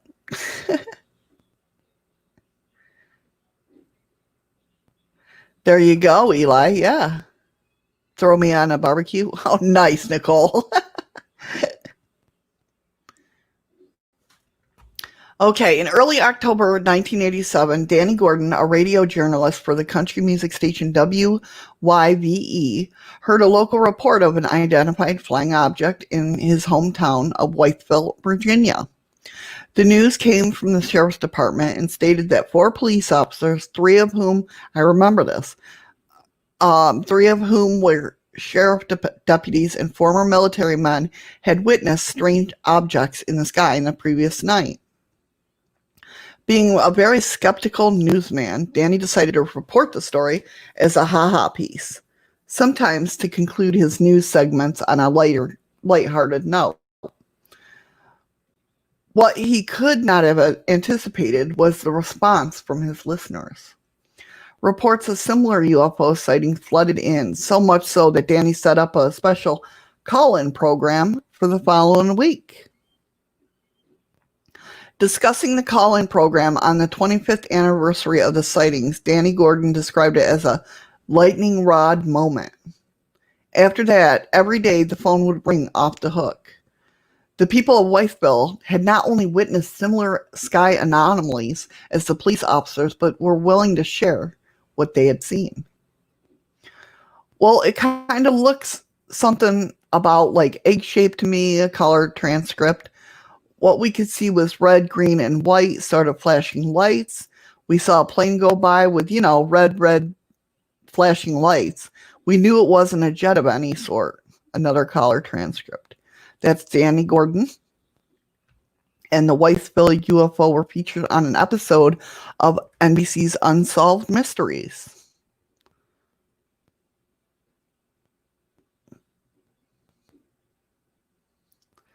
Determined that there was a rational explanation for the strange sightings, such as experimental military aircraft, Danny felt the situation would resolve itself in time, and the sightings would ebb away.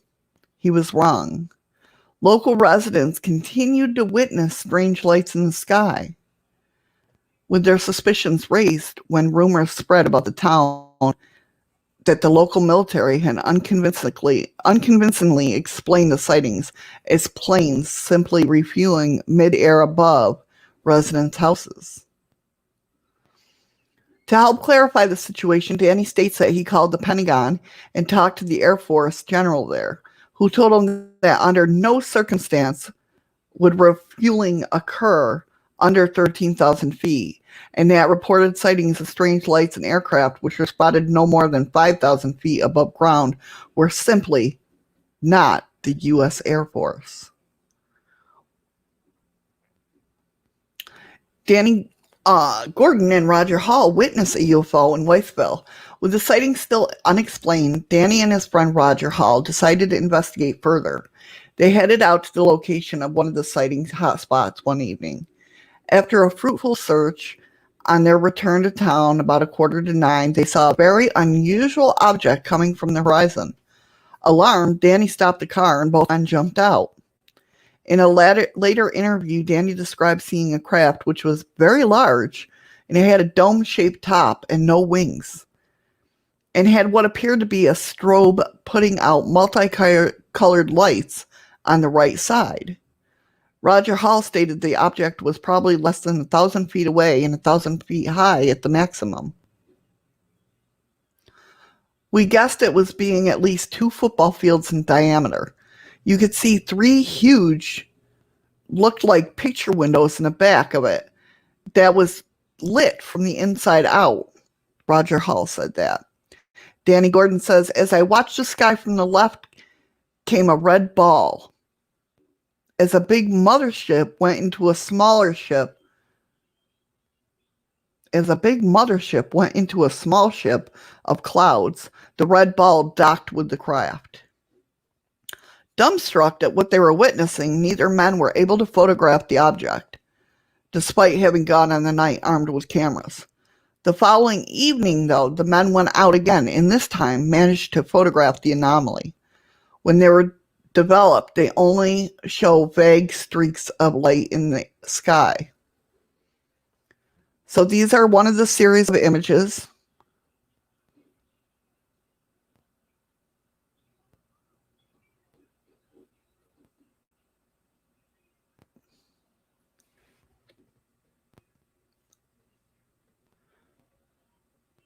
So this time they could only see streaks of images, as you can see there. So ready to share his findings with his audience, Danny arranged a press conference. The night before, he received a phone call from somebody who refused to identify themselves. Eerily, the stranger warned Danny that the CIA and the federal government were very much interested in Wythe County UFOs, and that it was something that he needed to leave alone because it was not his place to be messing in defense matters. The following night, after the press conference, Danny returned home to discover his house had been broken into.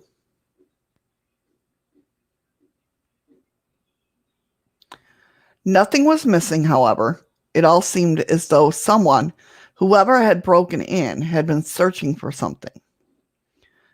Danny said, I started to wonder what I stepped into, and my wife was urging me to back off, to leave it alone. Then more UFOs are spotted in Wytheville. Far from being over, reports of UFOs continued to flood Wythe County. 6 weeks into the press conference, Danny Gordon caught sight of strange objects in the sky for a third time. He, his wife, and daughter were leaving the shopping center when everyone in the area stopped to look up. Danny recalls a group of school children pointing and shouting in the sky. Supposedly, there were 4 different aircraft flying in formation that made no sound. According to Danny's estimates, there was 200 people who watched them fly over. Once again, Danny was able to photograph the crafts in 4 separate photos. We looked very quickly and saw what I thought was a large object, which later appeared to be 4 flying disc shapes. As soon as the objects were photographed, they disappeared from view. When the pictures came out, they had a lot of grain, but they showed definitely 4 shapes of objects in the sky. But the most impressive point in the 4 photographs is the objects appeared to be changing shape, or light formations with one click of the camera. They do from a teardrop shape to a round ball shape, then they go flying saucer-like disc shape, and then go into an egg shape as they are out of sight. So here's the photographs.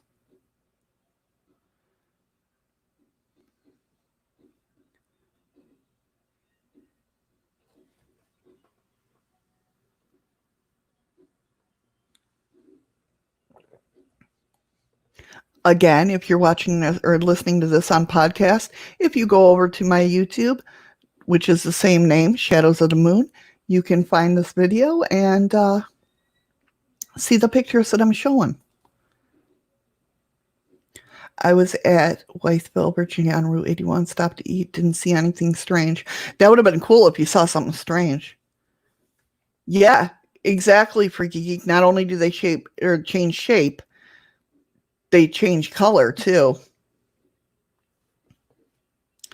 So 3 months after the initial sighting at Wythe County, more than 1,500 people or reports of UFOs, something clearly was going on.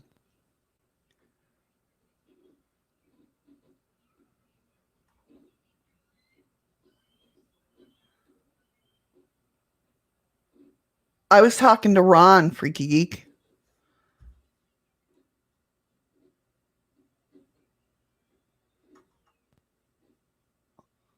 Is that what you mean?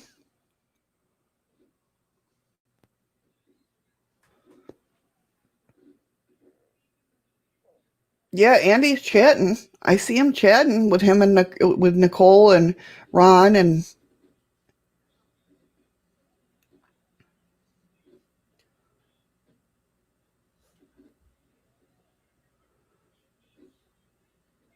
so I don't know what that's weird. I don't know. Danny once again phoned the Pentagon and pushed for answers. The response he allegedly received was shocking. Speaking with the spokesman for defense at the Pentagon, he was told, "We do not deny UFOs exist. The government confirms they exist, but we deny that they pose a threat to the populace of Wythe County. When Danny asked about how the spokesman could know such a thing, he was bluntly told that no further information could be given. Well, it is my live stream, so it could be spooky, definitely. That's weird, Freaky Geek.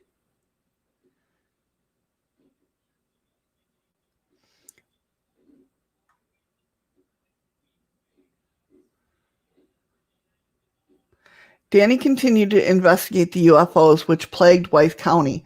However, one night, after receiving yet another strange phone call, he began to wonder if he was making the right decision. He claimed to have been contacted by a retired military intelligence officer who asked Danny to record their conversation so that if anything happens to him, it was on record that he had been forewarned. The man told Danny that he had too been researching UFOs to a tragic end. What I'm telling you, Danny, is that I've been pursuing this for many, many years. And like I said, I saw my son die of leukemia. The man claimed that because his research, his son has been targeted. What I'm telling you is that they will try to hit you if they think it's advisable for their purpose to keep you from further investigating this thing. And then most likely it'd be done through the skin contact chemicals.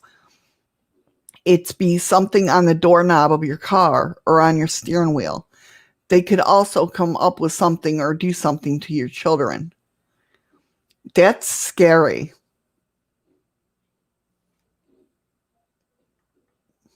Segments from the original tape conversation were publicly broadcast during an episode of NBC's Unsolved Mysteries. Understandably, the conversation left Danny chilled. Regardless, he felt he needed to continue his research and uncover the truth behind the mass UFO sightings. That is messed up, Lisa. I know, that's crazy. Men in Black visit Danny Gordon in Wytheville. Less than 1 month later, two strange men in black arrived at his home, supposedly journalists, wishing to write an article about Danny and the UFO for their newspaper. The men stayed for about 45 minutes, one interviewing Danny and the other wandering around the house taking photos. As they left, they said they would send Danny a copy of the article when it was published. When it did not arrive, Danny contacted the newspaper they claimed to work for. However, it had no record of the journalist stating that the two men did not work for them. Of course, right?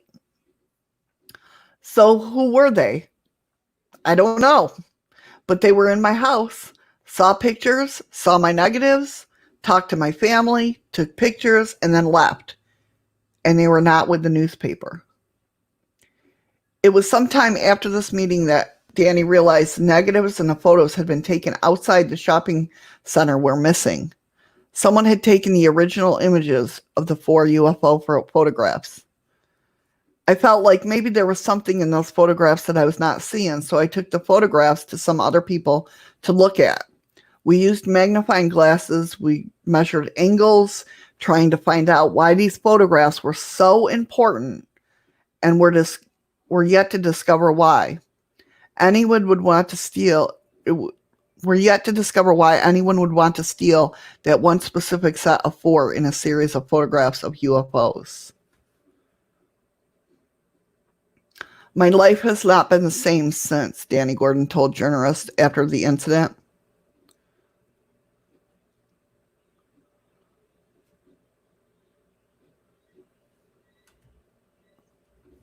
By now, Danny was living alone. His wife and daughter had moved out, exhausted and living in fear of what may happen to them. Danny continued his research. 2 months later, Danny had a stress-induced heart attack. He had to stop his investigation.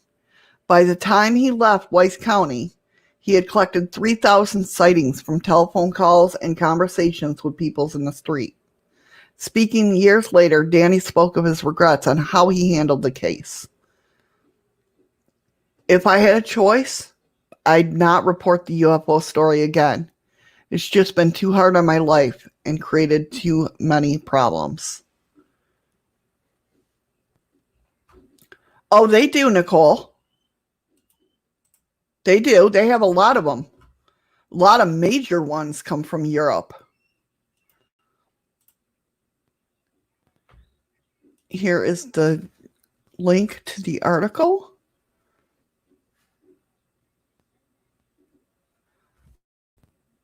But yeah, they have a lot of major ones over in Europe.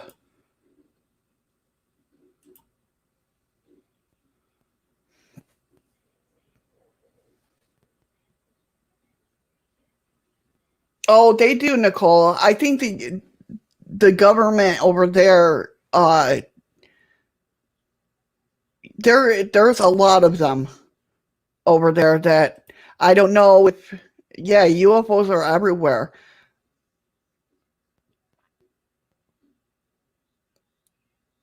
USOs, yeah, Lisa. You know what? I never used to believe in USOs, but I'm definitely starting to believe that there's a lot of USOs. Could be, Nicole. It could be. That definitely could be. But there's a lot of UFO sightings in Europe. All right, guys. I think I'm going to end the show for right now. Well, not for right now. I mean, for today. But as I'm rolling the credits, let me go ahead. Hold on a second. I'm trying. Hold on. I'm getting there. Go over to, I almost said YouTube. Go over to DLive. Start hyping the chat. I'll give you the link. And I'm going to open up the chest.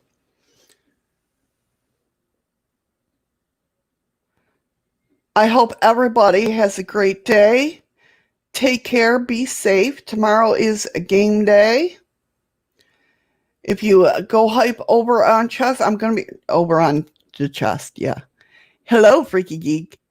Just type in hype chat or whatever you want. Just keep typing, keep typing, keep typing. And get all those things worked up. So I'm going to add coins or lemons to the chest. Been a while. Been a while.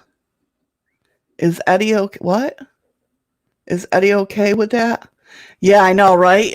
Probably not, Ron.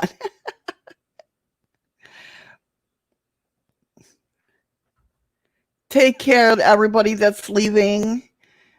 Take care and be safe, and I'll see you tomorrow. Let me go ahead and pull up. There's my DLive.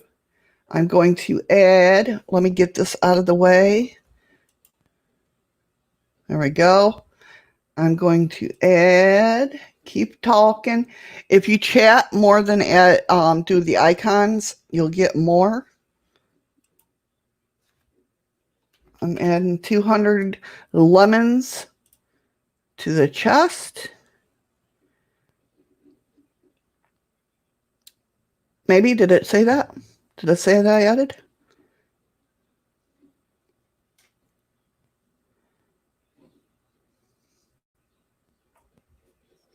Oh, God, that's an echo. There we go. I'm just waiting for... I love it. I love party time.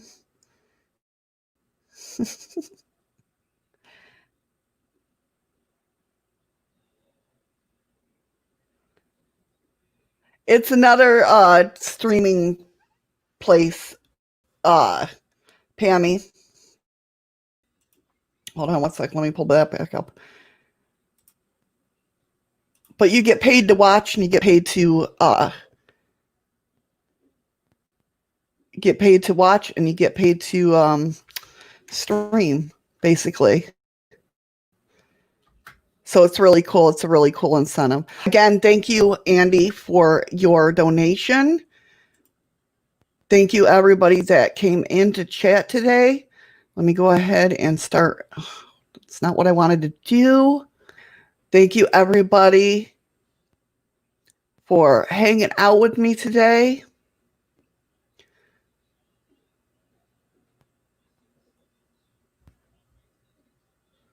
Yes, Ron is a mooner. Tamara is a mooner. That is for people that have subscribed, because I'm now an affiliate with DLive, which means that you can subscribe and become a mooner. I thank you guys. I really do. Let me go ahead and roll my credits. Did it say that I added 200 coins to the chest? Because I did. I promised I did.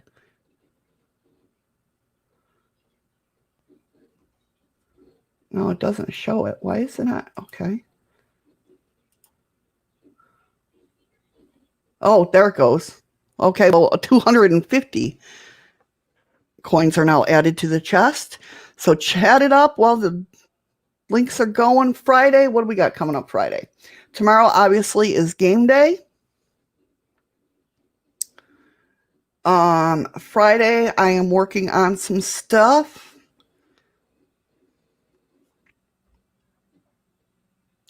We are going to be talking about out-of-place artifact discovered in a Sumerian city. A guy knocked down a wall in his house and discovered access to an ancient underground city. Astronomers find missing matter and solves decade-long mystery of outer space.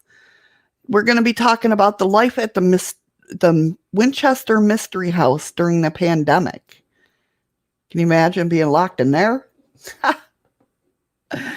Astronomers discover an ancient galaxy that already has the shape of a giant disk, 1.5 billion years after the Big Bang. And that was still when the Milky Way was still a train wreck with no real form. We're going to talk about Pat Price. Was he killed because of his remote viewing skills? There have been giants allegedly captured on camera in Mexico. And the legend of Black Angel of Oakland Cemetery. We're going to talk about that and more. Are you guys ready? Are you guys ready? Here comes 265.7 lemons. The countdown has begun. Click on that box. Click on that chest. Click on the link there. Hit whatever it says. Get lemons or whatever. Are you guys seeing it? Nope, you didn't miss it, Freaky Geek. Here they come. 5. Oh, Ron got them all. Ron got them all. Oh, Ron, thank you for gifting Nicole 1 month subscription. Oh, thank you, Pammy. You're so sweet. You're so sweet. Did you guys hit the... Congratulations, Ron. Congratulations. Yes, you did. You gave some to Nicole. You did. You guys are awesome. He gifted you a 1 month subscription to my channel, Nicole. That's weird, Freaky. I don't know why that happened. I really don't. Why is my chat all weird? That's weird. Do you guys see that? My chat is all weird and stuff. Oh, because I usually had it. Oh, that's why. Because I'm a dumbass. That's why.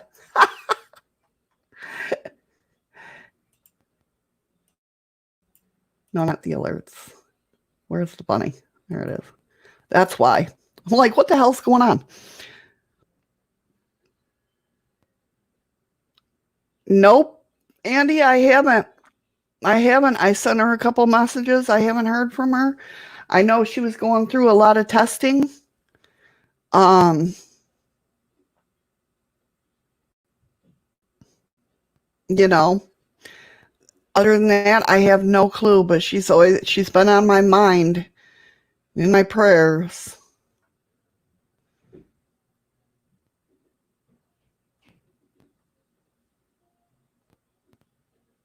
You know, but I thank everybody for coming in and hanging out with me. Ron, Nicole, now your name's up there too. And Tamara are Mooners on my D Live. They're all Mooners. I know. Same here, Andy. Believe me, same here.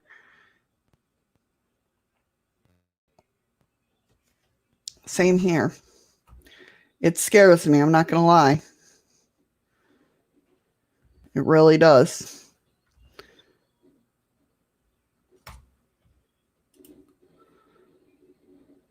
Oh, I thought I exited the whole thing. But yeah, so tomorrow's game day. I thank you for hanging out, Lone Wolf. Thank you so much. Yeah, yeah, Pammy. It's been a long time since anybody's heard from Diary.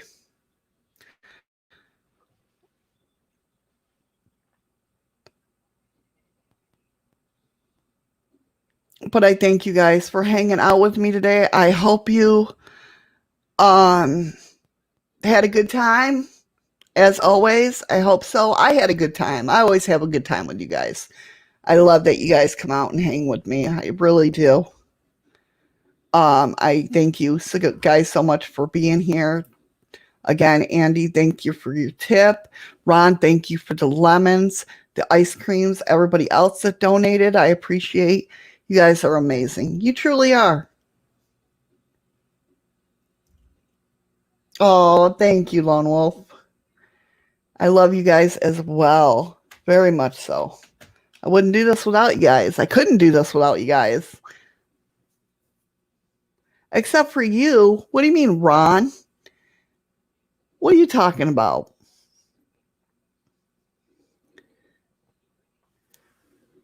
Here, I'll give you the link. Pammy, if you can click on this link. Hold on,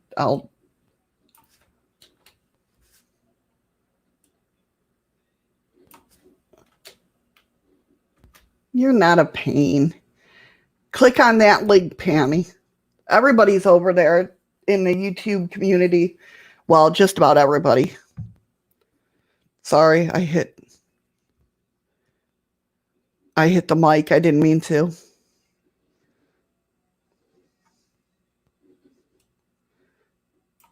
Did you get that, Pammy? I hope you got it. Here, I'll put it in one more time. You guys are naughty. Again, if you are over listening on the podcast side of this, please feel free to come over and join in the conversation. And yeah, again, I hope everybody has a wonderful day. Thank you to my mooners. Thank you to all my viewers, lurkers, all you guys. I love all you guys so much. You guys make my day. You really do.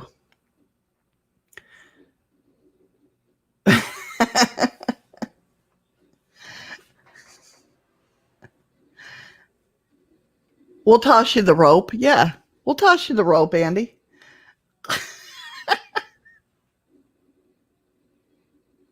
You guys are simply amazing.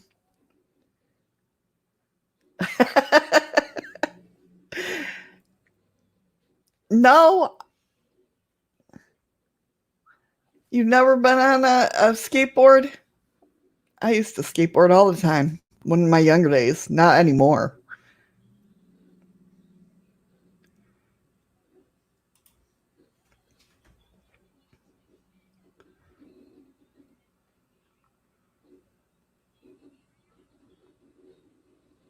Gotcha, Pammy.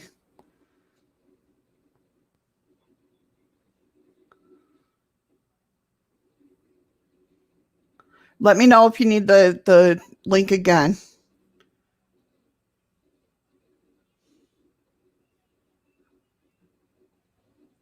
On my YouTube, Ron? No, I don't have super chat. No, I'm not up to 1,000 subscribers. That's the only way you can have super chat. For a minute there, I was like, what's a super hat? But no, I don't have super chat.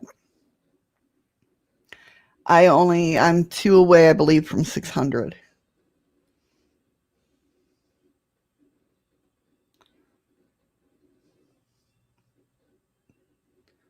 So I got a ways to go yet on YouTube. That's why I like coming on D Live.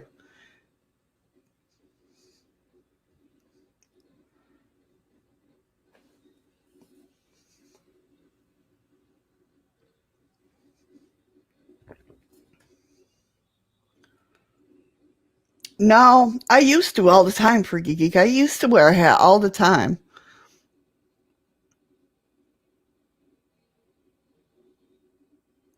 Well, that's true, Andy. I don't know about the ferries around the world or whatnot, but the ferries over here have stopped. We don't have the ferries this year. Might not have them next year. I don't know.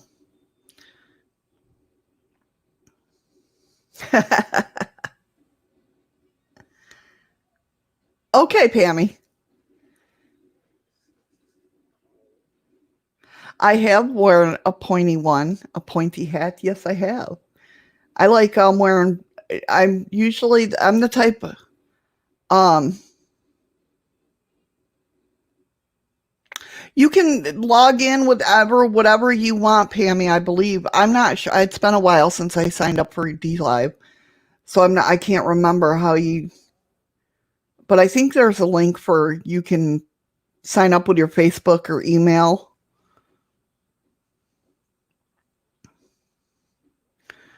I'm the type of chick that wears backwards baseball caps. I like wearing them. Well, I'm also the one that wears a normal baseball cap the right way with my ponytail through the back of it. You only need an email for D-Live. Thank you, Freaky Geek. I couldn't remember.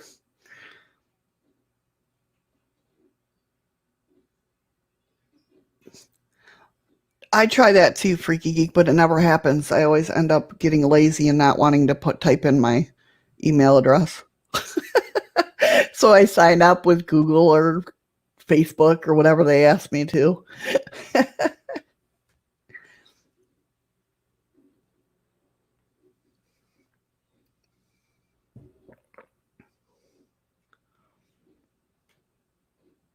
I've had many wands. I don't have any. I mean, all I have is my selenite wand, but that's about it. Okay. It is just email and password. So there you go, Pammy. It's email and password.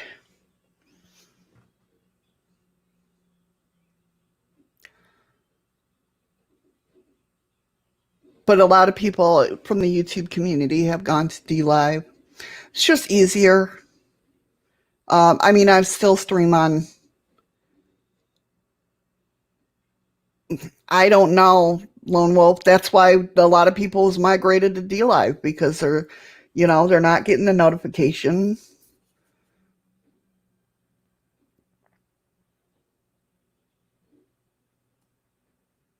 They're not getting notifications. Their followers are, they're unsubscribing people from people and they're just getting sick of it. D Live is great though.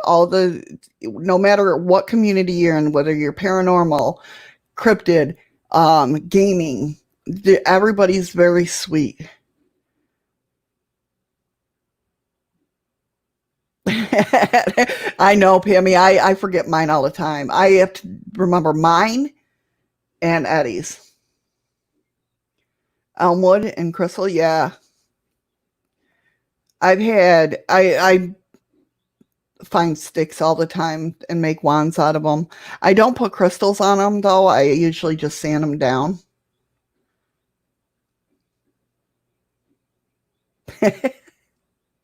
Oh, are we playing a who's sweet and who's sour? I'm both. I'm like a Sour Patch Kid. Yeah, exactly, Lone Wolf. Yeah. I know, it's crazy. Okay, long as you put that you're the sweet whipped cream, because there is whipped cream that has no taste, like satin icing. Who gets that? A lot of people, actually. But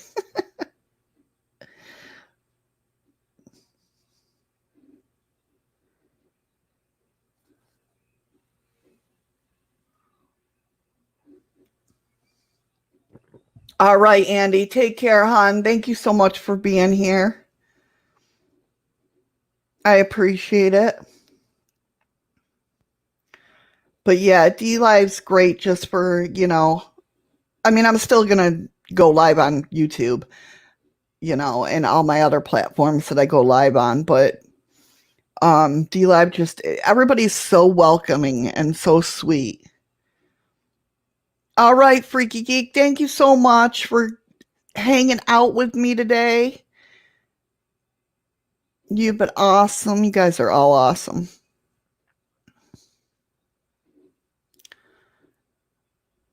You guys are really awesome. I appreciate each and every one of you. I seriously do. Oh.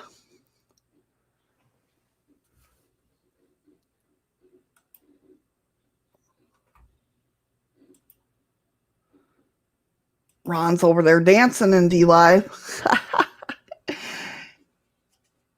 Ron's over there dancing, showing his skills. Does Tamara approve of that, Ron? I'm just glad I still keep you guys laughing and still keep you, liking my stories, I guess. You guys are awesome. Oh, yeah? Okay. All right. I'm just saying, I don't want her to come after, me saying how come you let Ron be dancing over there and stuff,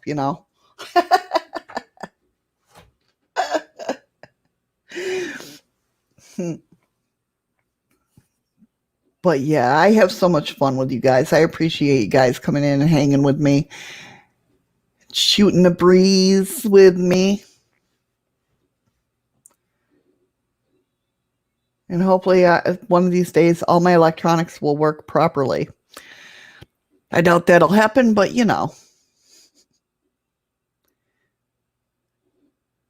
Oh, is that what it is? Is that what it is?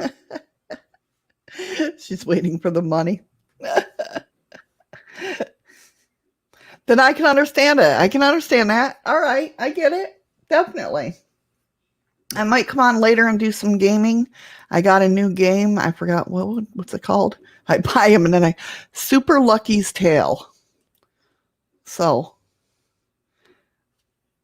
I'm gonna go ahead and I might come on later on D Live. I might do it on YouTube too. I don't know. I don't freaking know. I never know what I'm gonna do. And play a little bit of that. I started a little bit last night.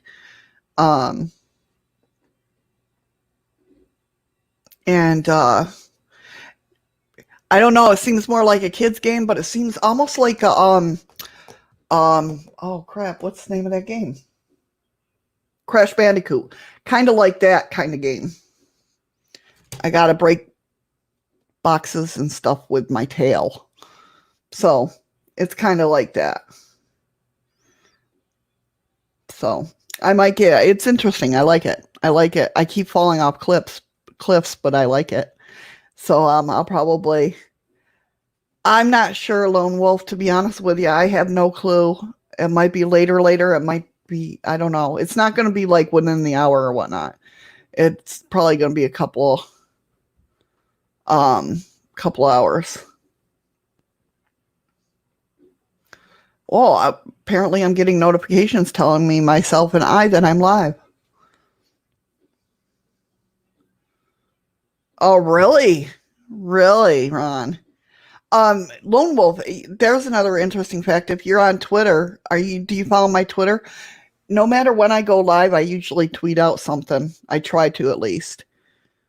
Um, to let everybody know that I'm live. But so look out for that at least. I might go, like I said, I might go live. I'm not sure. We'll see what the day brings because I could go downstairs to go have a cigarette. My boss said, "Hey, can you come in?" So you never know. That's one of the faults of not one of the faults, I guess, but just living here and working here. You don't have Twitter? Okay. All right. Well, I just thought it was just a thought, you know. Well, if you get on DLive, their notifications work. No. All right, guys. I'm going to end the stream. I hope you all have a wonderful day. Thank you for hanging out with me. As always, thank you guys, everybody.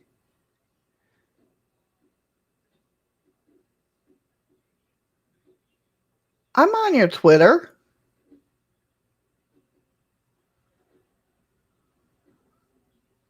Oh, okay. Oh, wow. You got it in another platform? That's odd.